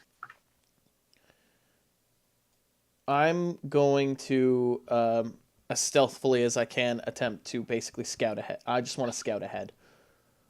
All right, with that 38, you scout ahead and you come into this room. I'll tell you what's in this room. You can see that there are statues in this room based on the stars here. Mm-hmm. And the statues standing atop stone pylons in the middle of the room are facing east. There are 3 6-foot-tall statues depicting male, water-deep nobles clad in decorative plate armor. Also, against the statues, lying at the base of the central statue are the bones of a long dead looking hobgoblin and a white wooden staff broken in half. All right. Anything living that appears to be in here? No. You can just hear this hallway, though. Okay. I'm going to take a glance around, make sure there's nothing that might jump out at us before I take a step in. No. You're pretty sure that nothing's going to jump out at you, but you can make a perception check. 23. You're sure nothing else is here. Okay. I'm going to come back, wave everybody forward, and then start making my way over through to this hallway. You can kind of hear the lyrics now of of someone singing as you're getting closer to the music, but you can't quite make it out as it's being muffled by the doors right over here. All right. Again, I'm being as stealthy as I can. I'm just gonna scout through these hallways. All right. As you're scouting through the hallways, you go up through here, and you can see, and you can kind of like press your ear into the door, but you still can't hear what they're like singing about in here. Okay. If I ignore the music, is it possible for me to hear if there's anybody on the other, like, directly on the other sides of either of these doors? Make a perception check on this door. Okay. 24. With a 24, you are able to hear talking of people inside of this room. And you hear the sounds of nerdy kind of humanoid voices inside saying, can you believe that trying to come in on our turf? Can you believe that? And you hear like another voice say, well, yeah, Sheldon. Yeah, I can. They're kind of, the gang's up in Waterdeep. They're trying to screw in on our turf, but we can't let them. We gotta stay strong. We gotta let them know the tricks of the trade at the first level. We own this town. And you can hear the nerdy voice go, of course we own this town. We're fucking vampires, dude. And you hear like a high five go on in this room as like a few other people laugh as well. Well, one, Gildas is just gonna face palm as he's listening to it, and then I don't know if I can, but I want to try and roll insight to see if, like, when he says we're vampires, is that like I am saying this sarcastically because other people think I'm vampires, or if it's like actually believes he's a vampire. Yeah, roll insight. 23. With a 23, you think like you think like he says, well, of course we do. We're fucking vampires. He's saying this like very like believably, but you detect like there's like a bit of forced. There's a little bit of sarcasm in his voice. Okay. I'm going to come back over here, gesture everybody forward.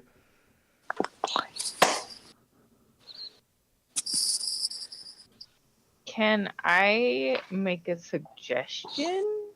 Sure. Would I would be able to know to say the suggestion, but could I say the suggestion? Just kind of like nonchalant, like, okay. Does your well? Okay. First off, I want to gesture everybody forward, and I want to whisper to Lindell. Hey, Lindell, can I get you to use that thing you do to detect undead? Right here? Yeah, right here. Okay. Snaps my fingers and does it. So yeah, you're doing it from that position. So let me just, yeah, you can do that. So you do that, and you detect there are no undead, fiends, demons, or whatever here. I don't detect any undead. I mean, I have one more usage. Maybe I'm not hitting the right area, but I'm just no need. I think they're lying. I just about heard what? about being vampires. I just heard two of them talking through a door over there, and he said we're vampires with just the slightest hint of sarcasm to his voice. They might just be pulling a long con. That's strange, but okay. So, I'm not entirely sure if they're evil or not, but we might have a better chance against them than we initially thought. They do sound intelligent, though. They are capable of rational thought. I don't know. That voice didn't sound rational. Yeah, but you didn't hear that, so. I know. Well, I mean, very well. I could still test out to see if they're undead when I hit them, but other than that, Well, you said it has a radius, right? It's within what, 60 feet? You said it was. yes, but like maybe they're in a certain part. It could very well be they're just outside of my 60 feet. I'm very much inclined not to believe that. I think they're just lying. All right. Well, what's the MO on this? Are we going to kill them or just knock them out? Because if they're humans, it's like it's a little different than a vampire. Yes. I think. Well, I know for a fact that one of the rooms has music coming from it. One of the rooms has two people who are expositing, for lack of a better term. We could go into that second room, see what they're about, make an informed decision then, and if they try to kill us, well, then it's just self-defense. Fair enough. All right. So I'm just gonna silently lead them over to the door. All right, you lead them over to that door over there where you heard the vampires quote talking. It's your call on what you want to do. Oh wait, this door or that door down there? This door. It was this door right over here. Yeah. Gotcha. Okay. So just because I do want to try and slip into the room unnoticed, if I can.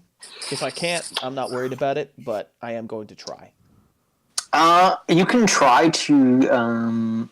I think just with how close these guys are coupled together, you think it either be like you'd either be in direct line of sight of them as you opened up the door, which would be pretty hard on its own, but you could try if you wanted to. I'm not worried about the result. I'm just gonna try anyway.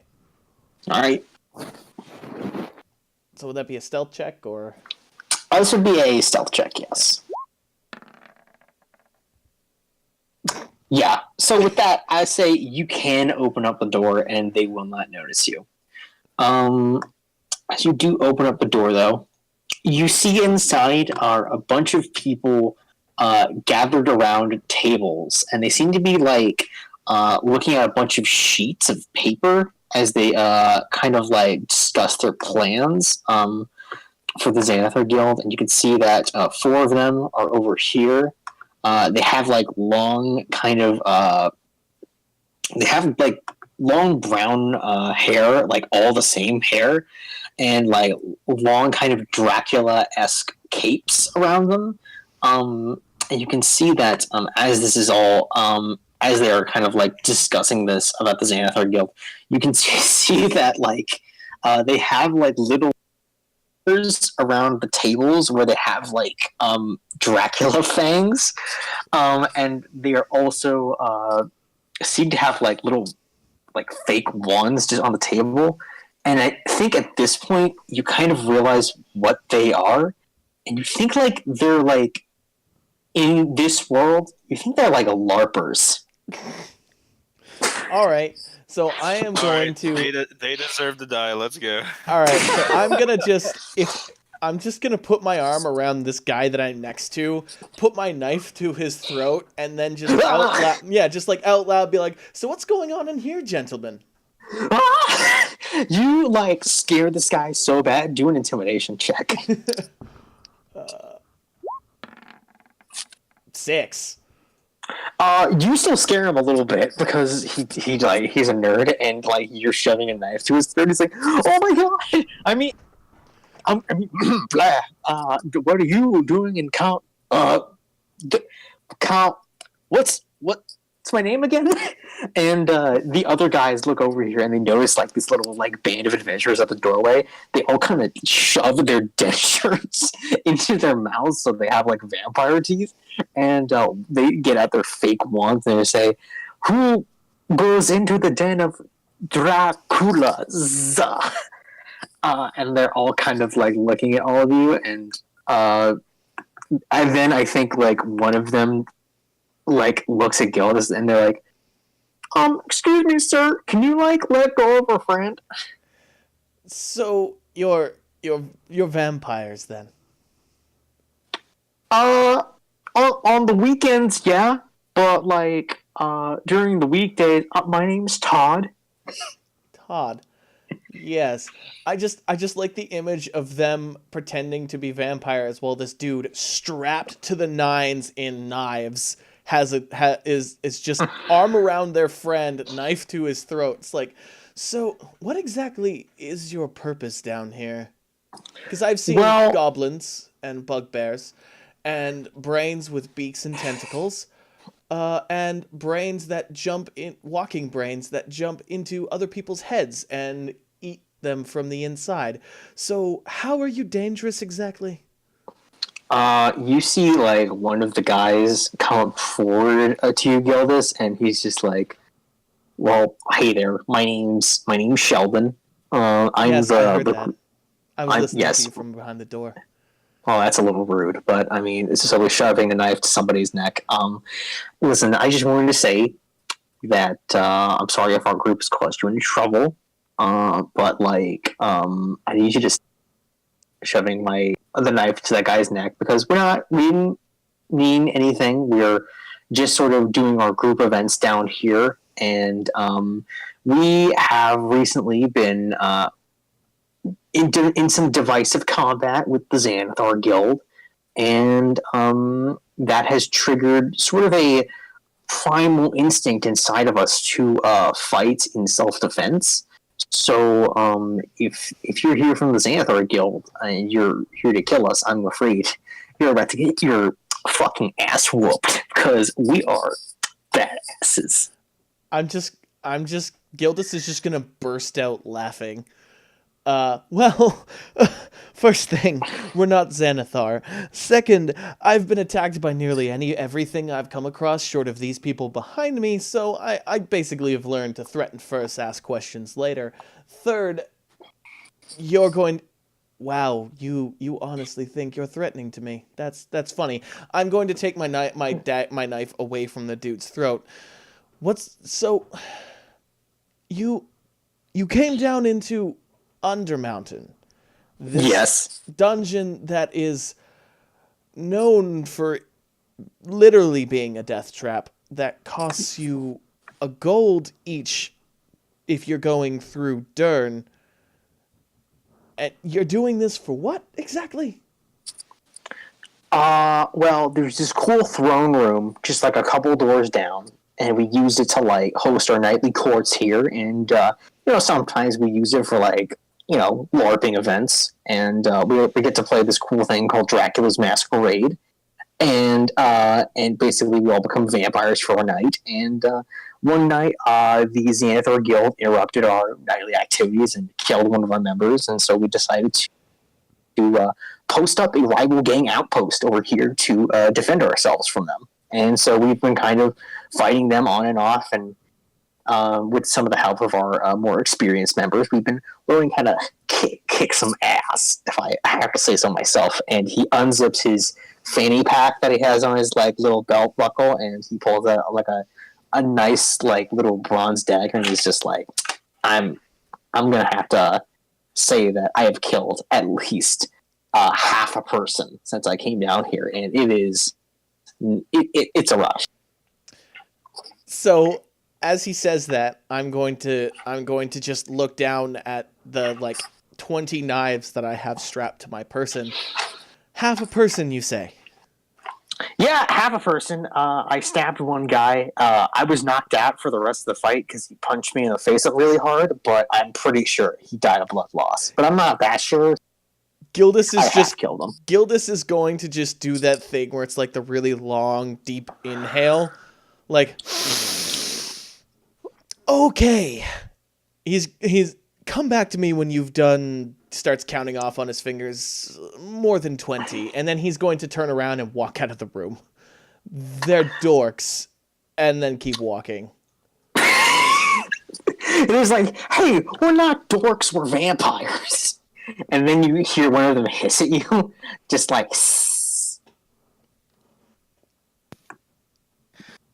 would it even be worthwhile ignoring them just to see if like the other rooms are worth it? Maybe we should just take them out of their misery at the moment. They're not dangerous. They're just going to get themselves killed. As much as it would, as bad as it would be to let them, it would be worse to kill them outright. Oh, I'm not saying kill them.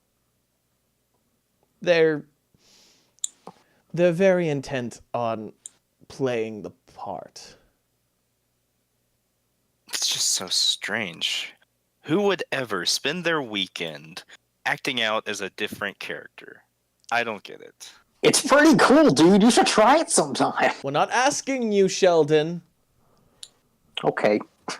I thought But that hey, one if you- was Todd. I don't. Whatever. No, the one I had a knife to was Todd. The one who just said that was Sheldon. Oh, the one. With Oh the God, piss I know stain. their names, and I'm just gonna keep walking. Yes. But yeah, as you like walk forward over here, you hear like the footsteps coming down the doorway of like another vampire nerd like open up the doorway over here, and he looks outside and he's just like, "Hey Sheldon, what's going on over here, man?" And as you hear the music fully now, and you think these guys have a little performance of the song Monster Mash going on in the other room, but it's filmed to a gothic sort of piano theme. And you can see like inside like a few LARPing nerds like playing along to it.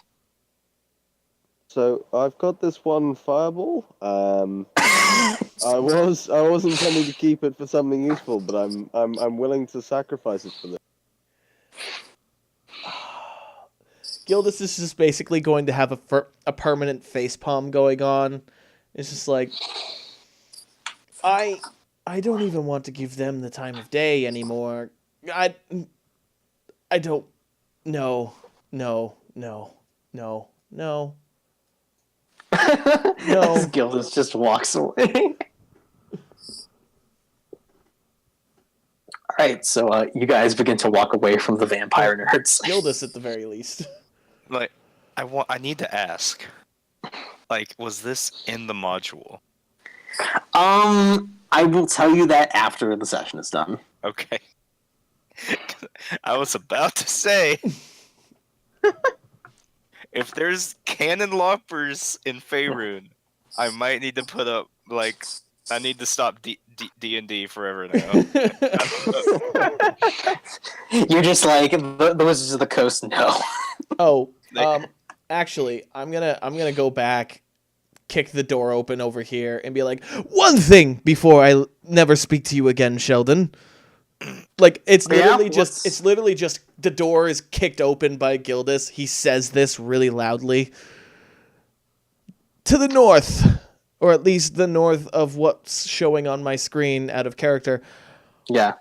Is there anything dangerous that way? Is there anything valuable that way that I might be able to go and scavenge out of this ridiculous scenario? Yeah, so we only cleared out the rooms that have cool shit in it, like the throne room, and stuff like over here. He puts points on your map on the map that you're showing him, the one with the Xanathar Guild map. Yep. And he says those over here have like secret entrances. We've all cleared that out already. It's already back in our homes. Here's the cool throne room. You can sit in that cool chair. It's pretty cool. I'm not gonna say it's pretty fucking cool. Over here is the hallway. Above this throne room, we haven't cleared anything out. So if you're looking for stuff, it's probably this down room there. is Yeah. yeah. So beyond this door is the hallways that they haven't cleared out yet. So like that's what they've done. So basically, like, this is pretty much what they've cleared. Yes, that's what they've cleared. All right. Then I'm going to come back to the rest of us, and it's like, well, they've done most of the work for us, but there's still a little bit that way that we might be able to scavenge out of this ridiculousness. Hey, Vats, how's it going? Hey guys, I'm really sorry. You I'm so late. just missed the best encounter. Really? Yeah. Yeah. Or the worst. It's kind of like 50-50. Depending on. Hey, don't worry. We have a Twitch stream now, so you can just go back and watch it. Yes, this is true. You can watch it in the pod. Anybody give me a quick You heads can up? watch us slowly become sadder and sadder listening. But yeah, so they just encountered in-game vampire larpers. Are you fucking kidding me? No! I missed that. Hey, you can go back and talk to them. They're right there. Man, I don't know how much sense that makes. Yeah, so Ariatso, just to fill you in, you haven't used any spell slots yet. You've just been shooting longbows. Okay. You've encountered like a few Xanathar. You've encountered the Xanathar Guild hideout right over here. Your friend Ariatso, no, not Ariatso. Gildus has a map of the other hideouts that have kind of been placed down on the map. And you guys are gonna probably go forward through this little vampire LARPing tour that they have up here, where they've set up their kind of vampire LARPing lair. But yeah. We also used, I think, other stuff. That's not his staff. That's Mercury's. Yeah. That's Harmony's. Yes. My bad. All right. But yeah, so that's where you are right now. You are currently still advancing through the dungeon. Okay. Did you say there was a hobgoblin skeleton in here next to a broken white star? Yes, you can check that out if you want. Yeah, we'll do. Is that investigation? You may. Yes, that is investigation. Nada. With a 9, you look at the staff and you kind of like turn it over, and you see that there's a note on the back of it that says, "Property of Sheldon's mom. Please do not break." I think at this point, Gildus I is just will going to measure look that. at the note, look at the wand, snap it in half even more. It was already. It's a staff for one. Yeah. And then you just break it in half again. Yep. Just out of spite. Just out of true spite. Yeah. So, other than that, the skeleton looks real.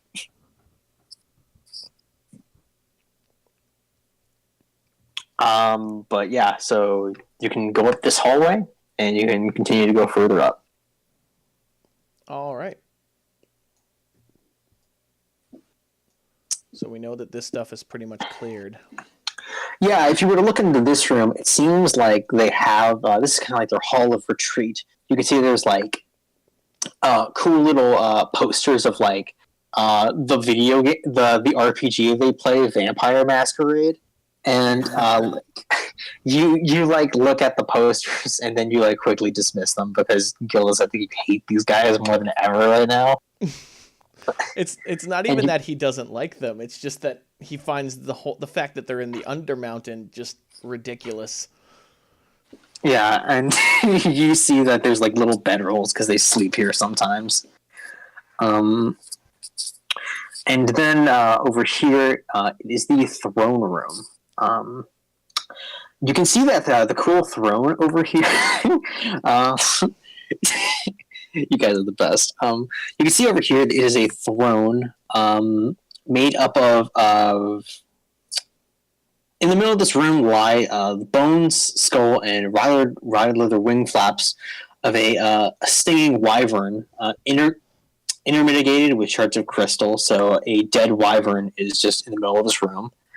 The throne is at the south. This 70-high vaulted room. Marble steps from the dais, upon which stands a large, high-backed throne made of interwoven, bleached bones. Each of the throne's bones armrests is carved to resemble a fanged snake. And then you can see that there are torch brackets made of fluid on the walls.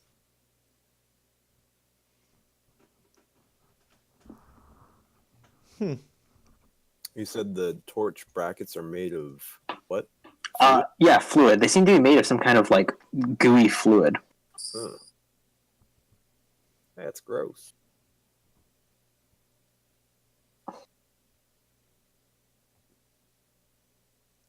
Well, we might as well carry on, I guess. If we check this side room. I believe he's basically everything outlined in red. I think he said was cleared. Just like a little addendum to that. All of put my own little thing right there. It doesn't extend out past this room, so like it should be like right there. Oh, okay. So yeah, it's there, that kind of thing. That extra red line pocket right over there. So like the hallways like over here haven't been explored yet. How do I erase something? I don't You can- know. You You can click on it and then click delete. Yeah.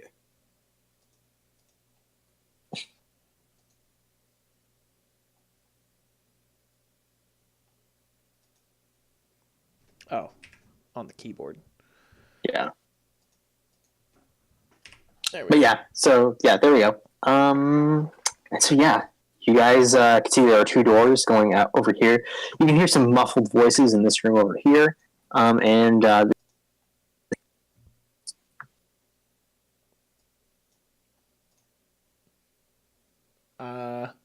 Yeah, I'm gonna go straight for this door.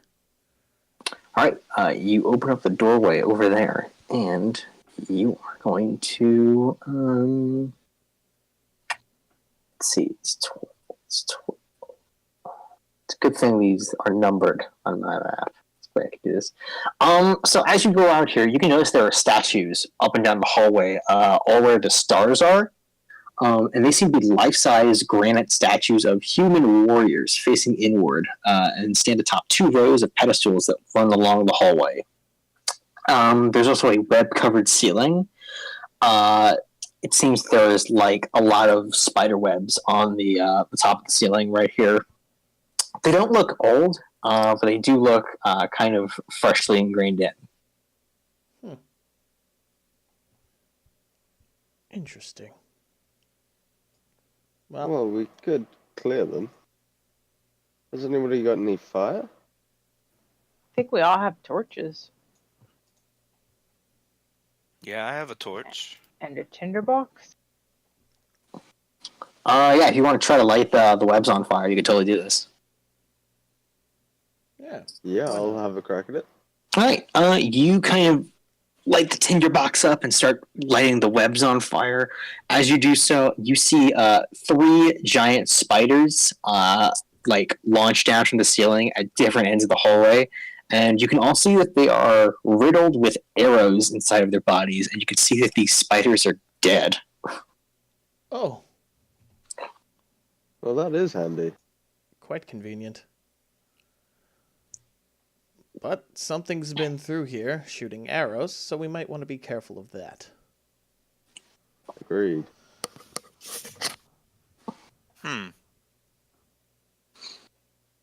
There was also some noise coming from a room nearby, I believe. Do we know whether that was... Yeah, that was Sheldon's friend? that was still in LARPer territory, so you think it might have been the LARPers. Okay.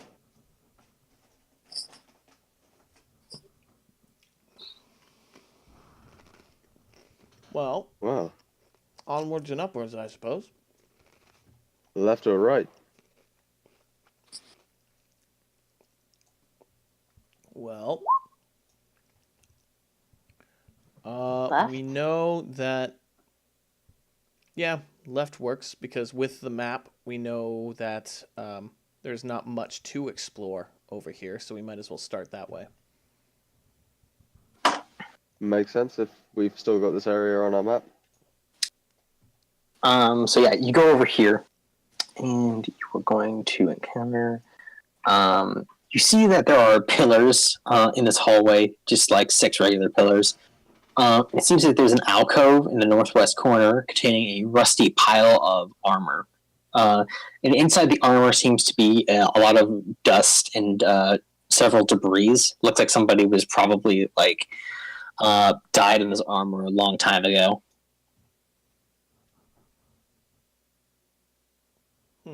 Sorry, is that So I think he. there? Yes, Or- that's scary. Yeah. All right. So I'm gonna poke around the corner over here. Okay, so that would be. You see over here a strange sight. You see that there is a large-looking gate right here, and it seems to be with the letters HB at the top of it, and you can see that the gate is glowing with with a magical portal on the top of it, and as you approach it, the portal reacts to you, Gildas, and it glows a bright green. Huh. I don't think we should touch that for right now. Yeah, I think that might be something to come back to.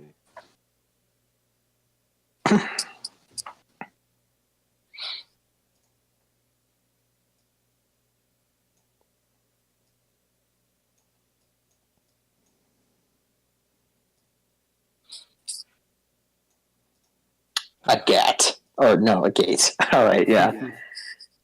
A gat. Think of is going through the statues or going back before the vampires and going further down that way. Well, I love how you said the word vampires. Well, we've still got all these rooms to look at, and as far as we know, although we should still be careful, the spiders are dealt with. Yes, there might be more. Yeah, that's just the thing. So I say we just we go through cautiously, slowly, keeping an eye on the ceiling, making sure we don't get jumped on. Okay, make a perception check just to see if there are any nearby spiders around. 15. Can everyone see, roll that? Yeah, you can roll that. Ooh, Harmony, you're blind. Oh, damn. What the fuck? Damn. We are all blind.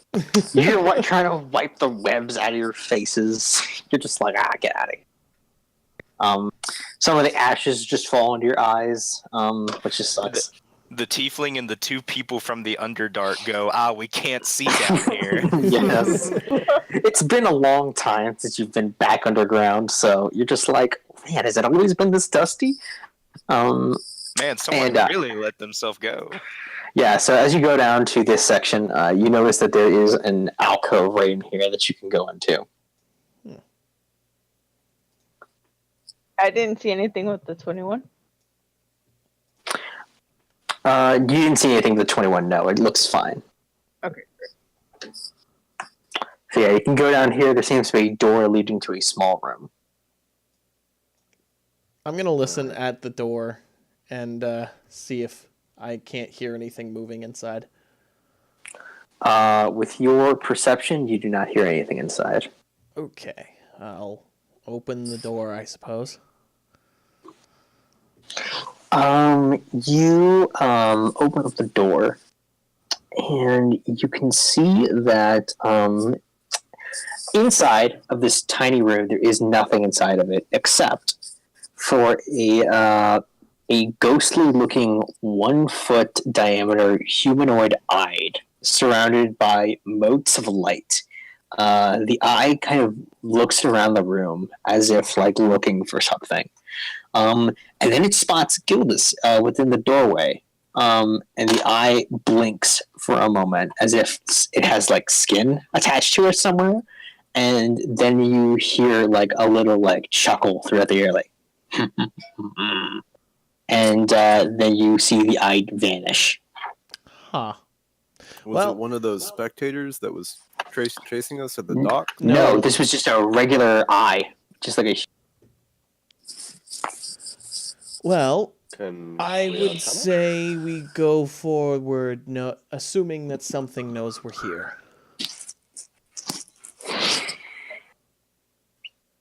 Makes sense. All right. You back off and back into the hallway here. Yep. All right. You see that there's a doorway leading right over here, and there's a doorway leading over here.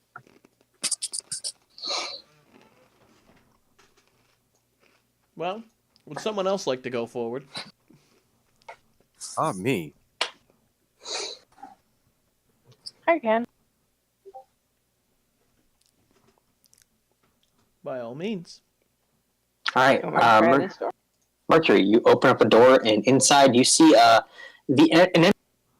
to like tunnel a bit and gradually slopes down 20 feet to into this hallway over here. Okay.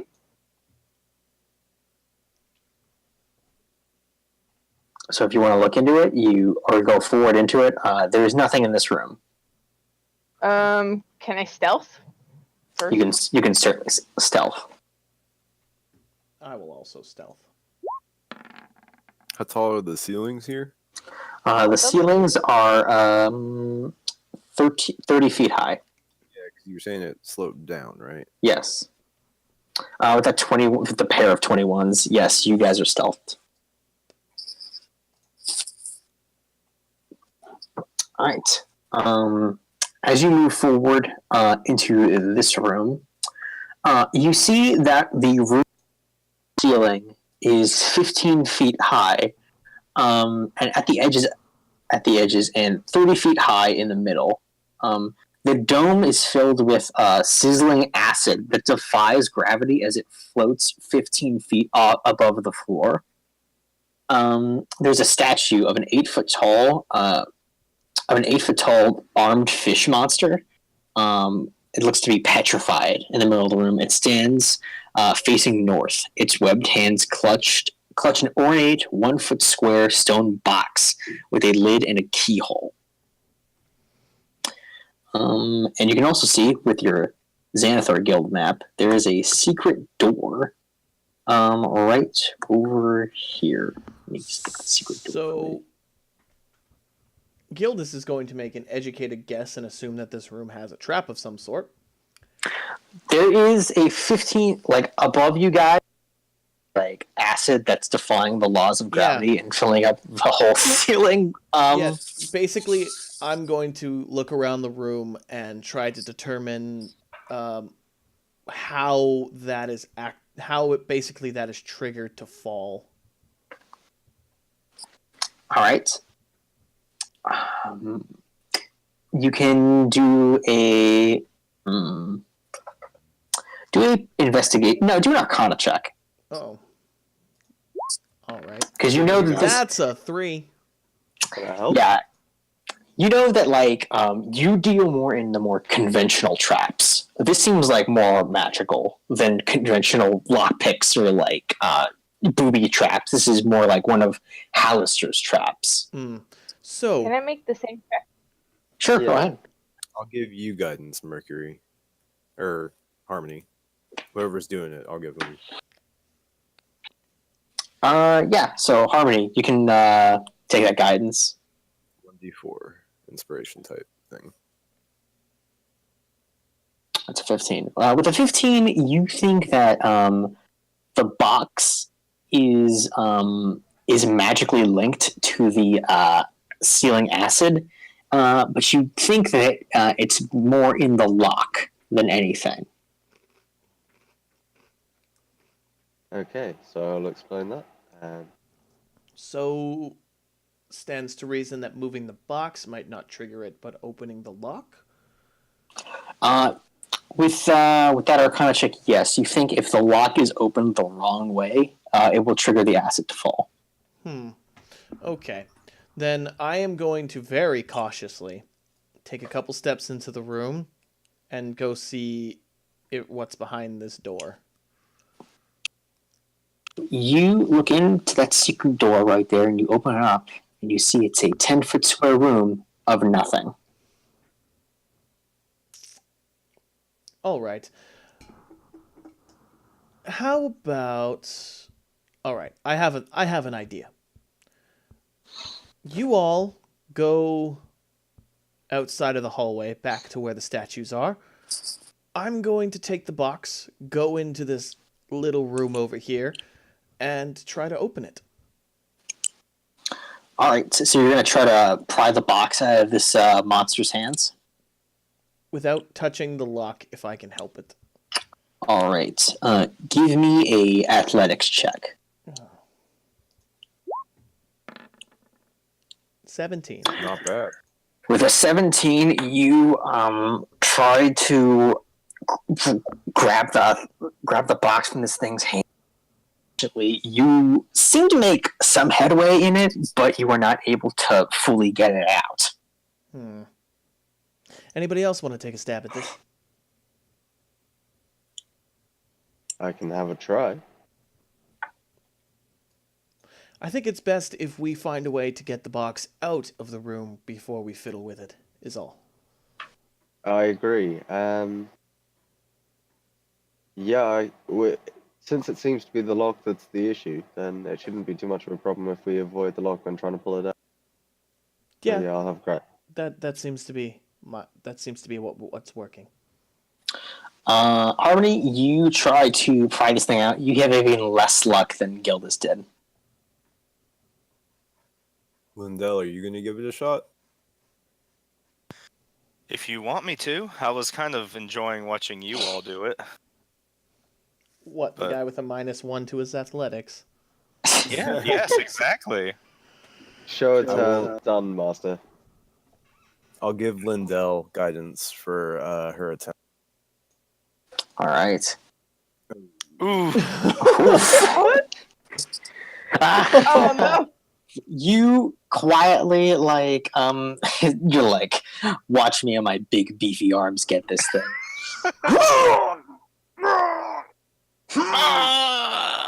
No, it's, I'm not really trying. I'm not interested in this box. That is what you all looked like. Oh, then Oh. then would you You care? can try to do it again if you want. Yes, please try again. All right, Another do guy. it. Ah! And you can use guidance again to I'm a bat. improve. It's like Mr. Ballsy. You're just like, I have a stomach ache. It doesn't count if I have a stomach ache. Is it even worth rolling the guidance? Guys! Don't we have a crowbar? Don't we have a crowbar? I don't have a crowbar. No, I don't.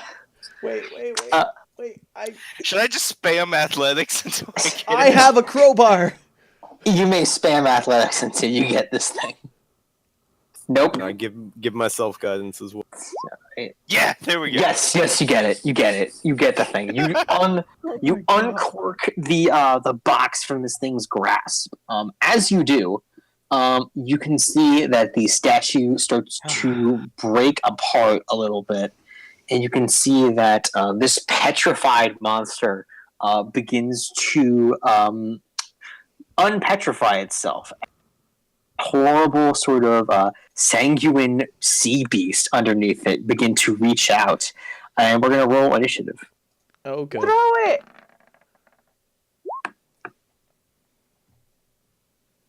Wait, I should probably did I undo the initiative order from before? No, I did not.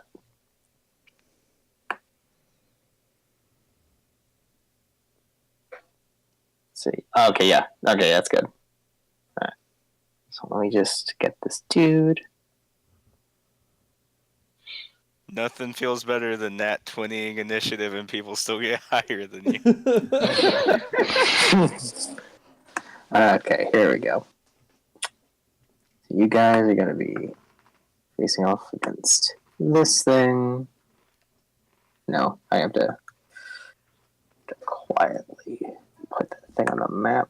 So.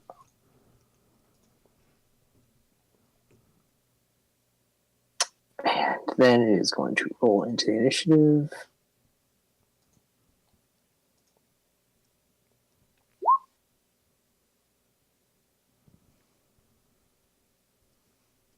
All right, Mercury, you see this thing rise up from its statued position and reaches out to go and attack Lindell, who has grabbed the box. It is your turn right now.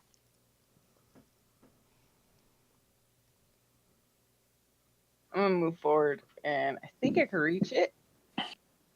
So I'm gonna go ahead and attack her. Is this considered humanoid? It is. It is a large humanoid. Yes. Woohoo! Yes. This is your favorite enemy, right? Mm-hmm. Nice.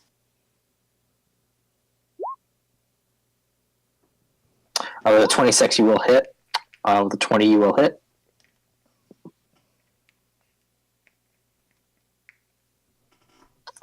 So yeah, it's 10 piercing damage and another 16 piercing damage. So you just launch an attack into this thing for 26 points of damage. You seem to anger this thing very much as you slice into it. And the next in the order will be Harmony. Okay, so I'm gonna move behind Ariadne. And can I, if I put the sword on the other side of the creature, would that act as flanking? No, flanking is not a thing in my game. Okay. In which case, I'll just take a swing with the sword hand. All right, go ahead. No. Little rusty. You, is this with your new magic mage hand sword? It is, yeah. All right. So, Ariat, so since you weren't here for this, Yeah, you did see he lose a hand and just like jab? you see him conjure up Mage Hand, but as he does, the Mage Hand appears with a glowing sword behind this sanguine beast, and it slashes at the beast. But it seems that your friend doesn't have full control of this new sword yet, and he just whiffs horribly. And that is going to be Ariatso's turn. No, not Ariatso, Harmony's turn. God. Okay. So now it is Lindell's turn.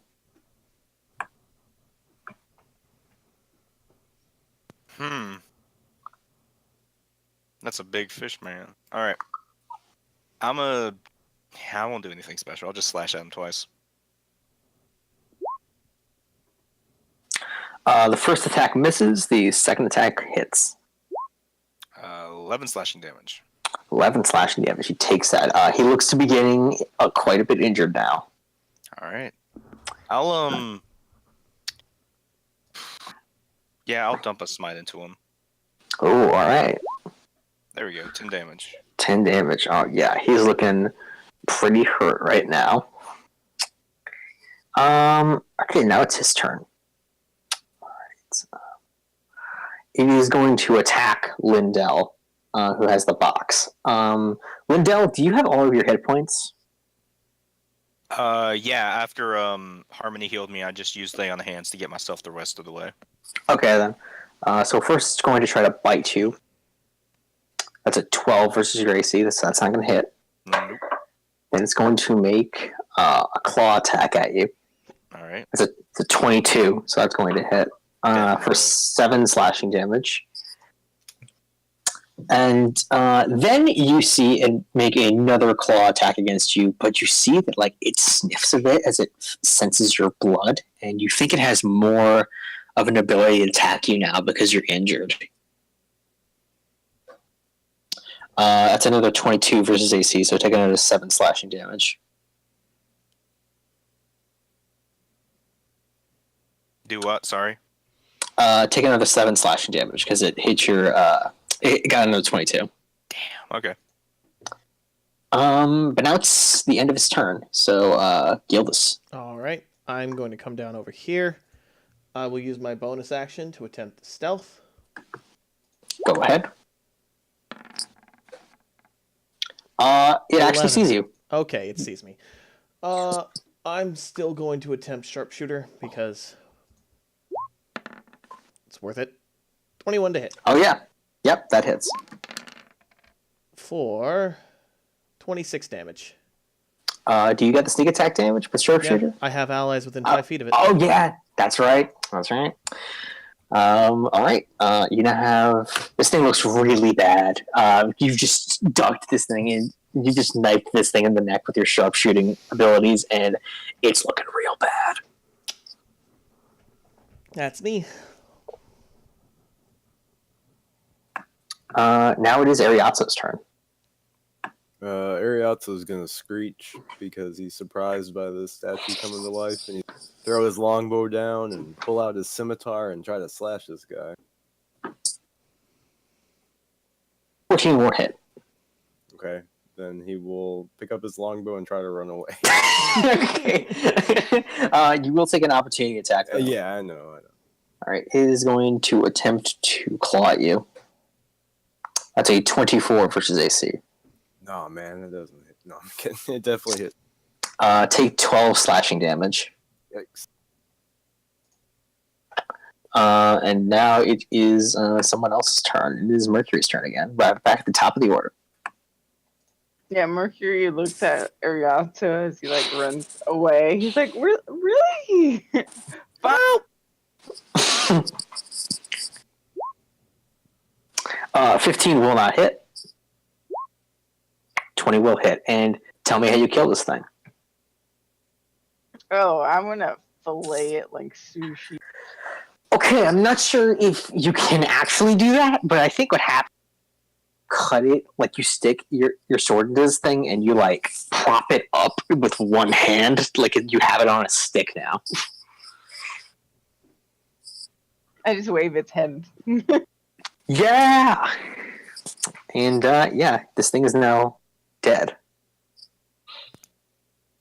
That was a close one, guys. Wow. This box must have something good in it, or something. Yes, I suggest Really bad. I suggest we leave this room before we start fiddling with it. Has anything happened with the acid now that he's alive, or he came alive and then? Nope, the acid is still there. I'm going to go all the way out here. All right. So you go all the way out there.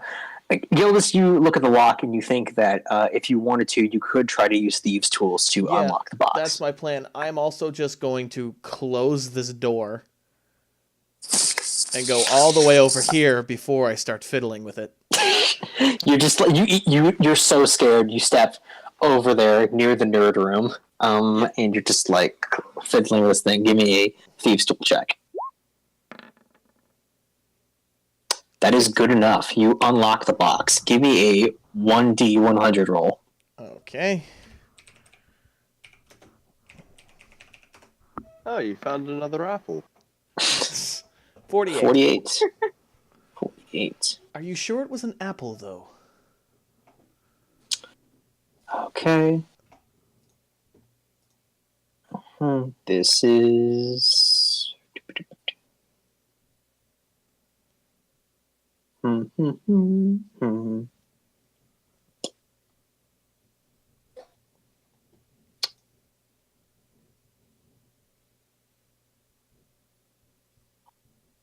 Got this.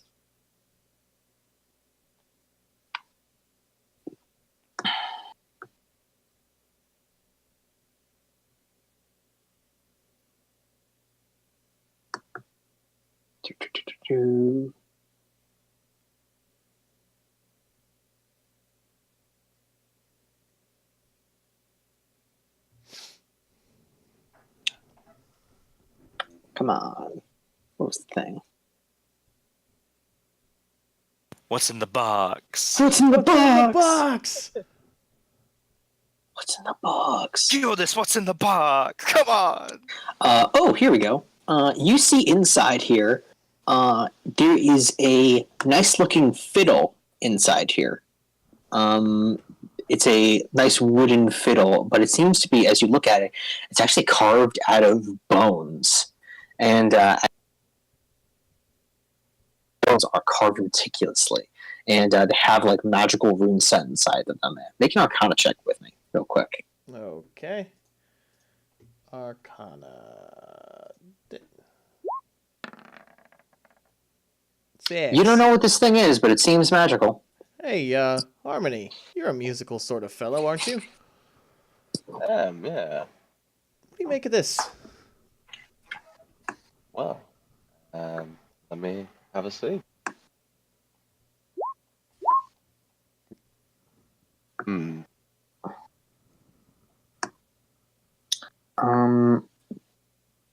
You see that this is called the well, no, with that actually, no, with that you see that this is a very magical instrument. In fact, with your 8, you can see that this is only attunable to bards. Let me identify it then, I suppose.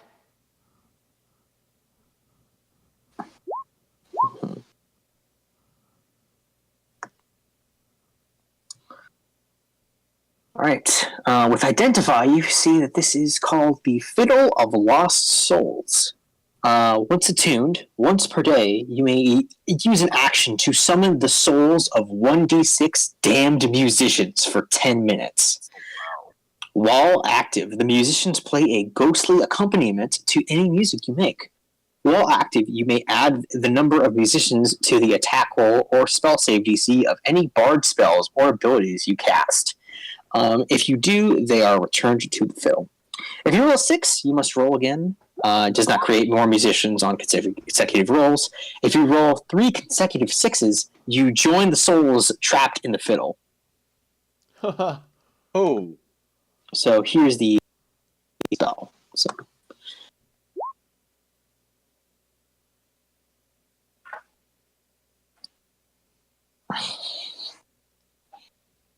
how? What are the odds? Famous last words. Yeah, I don't want to do the math on that, but it's like you're fine, you know? probably. There's like Yeah. a 1 in 18 chance you'll become a dead man. Like, you know, that's pretty good.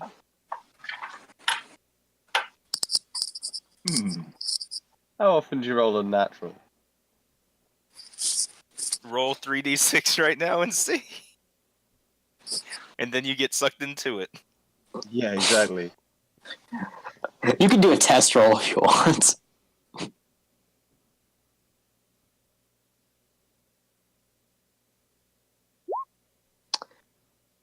Ooh. I mean, there's 1 6, but I mean, hey, it's 2 1s, so it's probably never gonna happen. But yeah, so seems like a pretty powerful bardic magic item. Incredibly, yeah. Is it Yeah. worth the risk, Gildus? Or Harmony, apologies. I'm sure it might be on the odd occasion. Plus, If you, now yeah, you're not a solo act. That is true. yeah, you don't know what kind of banished musicians are inside of this thing. Well, should we? Well, Yeah, You need to be we'll find attuned out to this as another well. time. Yeah, you need to be attuned to this thing too, which you can't be right now. So, Take yeah. it out. If we ever get out of here, you could always just sell it if you're not comfortable with it. It is very powerful. It is.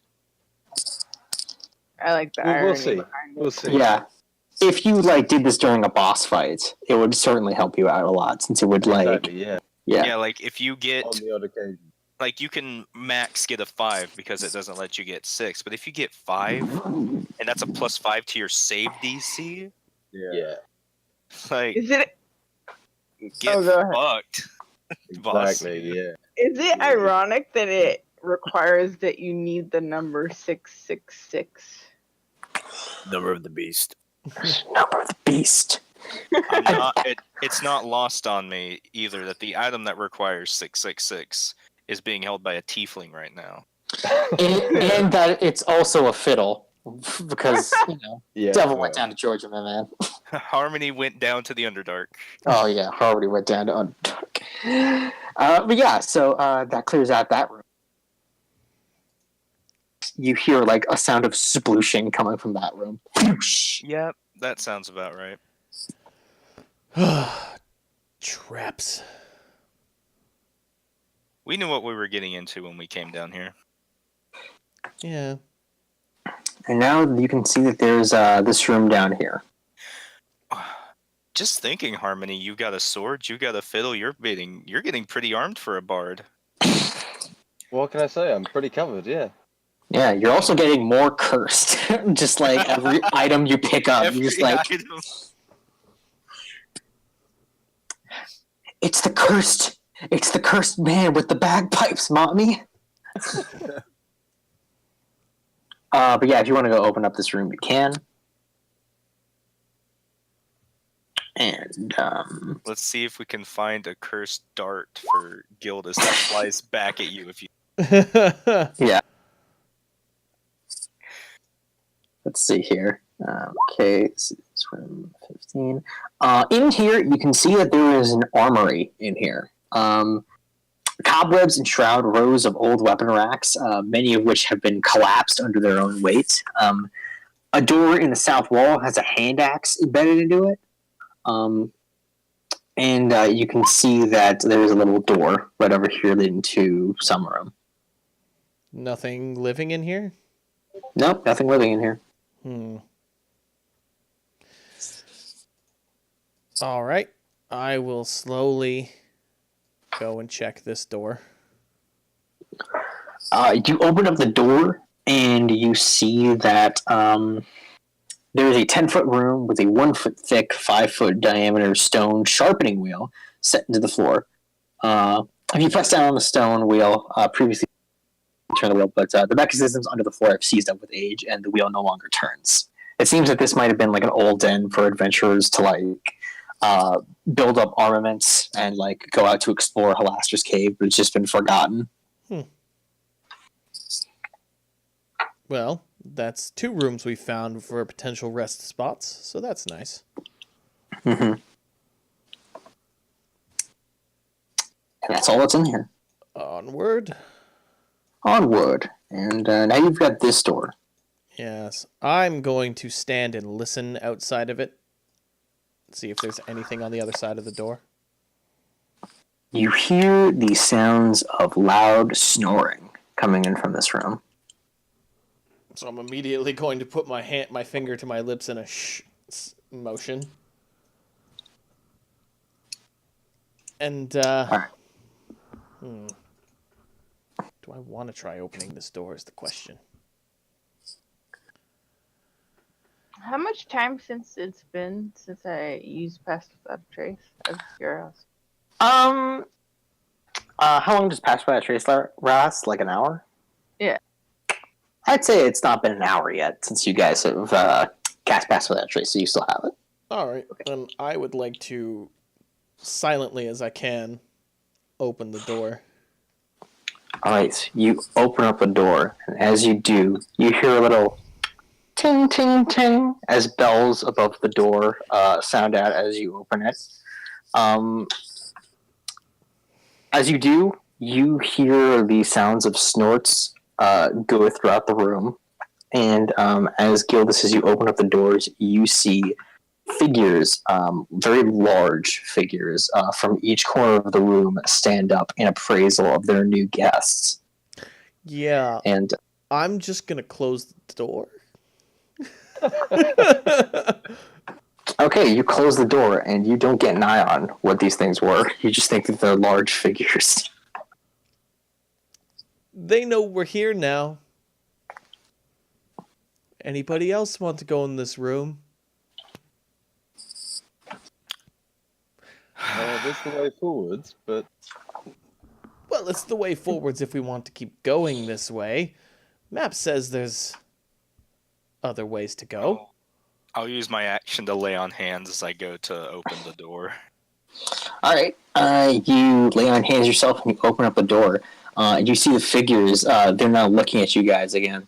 However, now you can see that they are growling at you, and they are preparing to attack you. As you see these beasts, 3 of these beasts, in front of you guys. Oh, good. Oh. joy. Oh no. Oh, God. Large looking manticore beasts. That thing has rows of teeth. That's Yes, what you're there's worried about? 1, Yeah. 2, 3. To be fair, that is a pretty scary part of it. Yes. And now we can roll into initiative. Or if you want, we could stop the session here, and because it is 8 o'clock. Maybe roll initiative and then leave it there. Alright, yeah, sure. That works. Oh, Double crits. I kind of need that.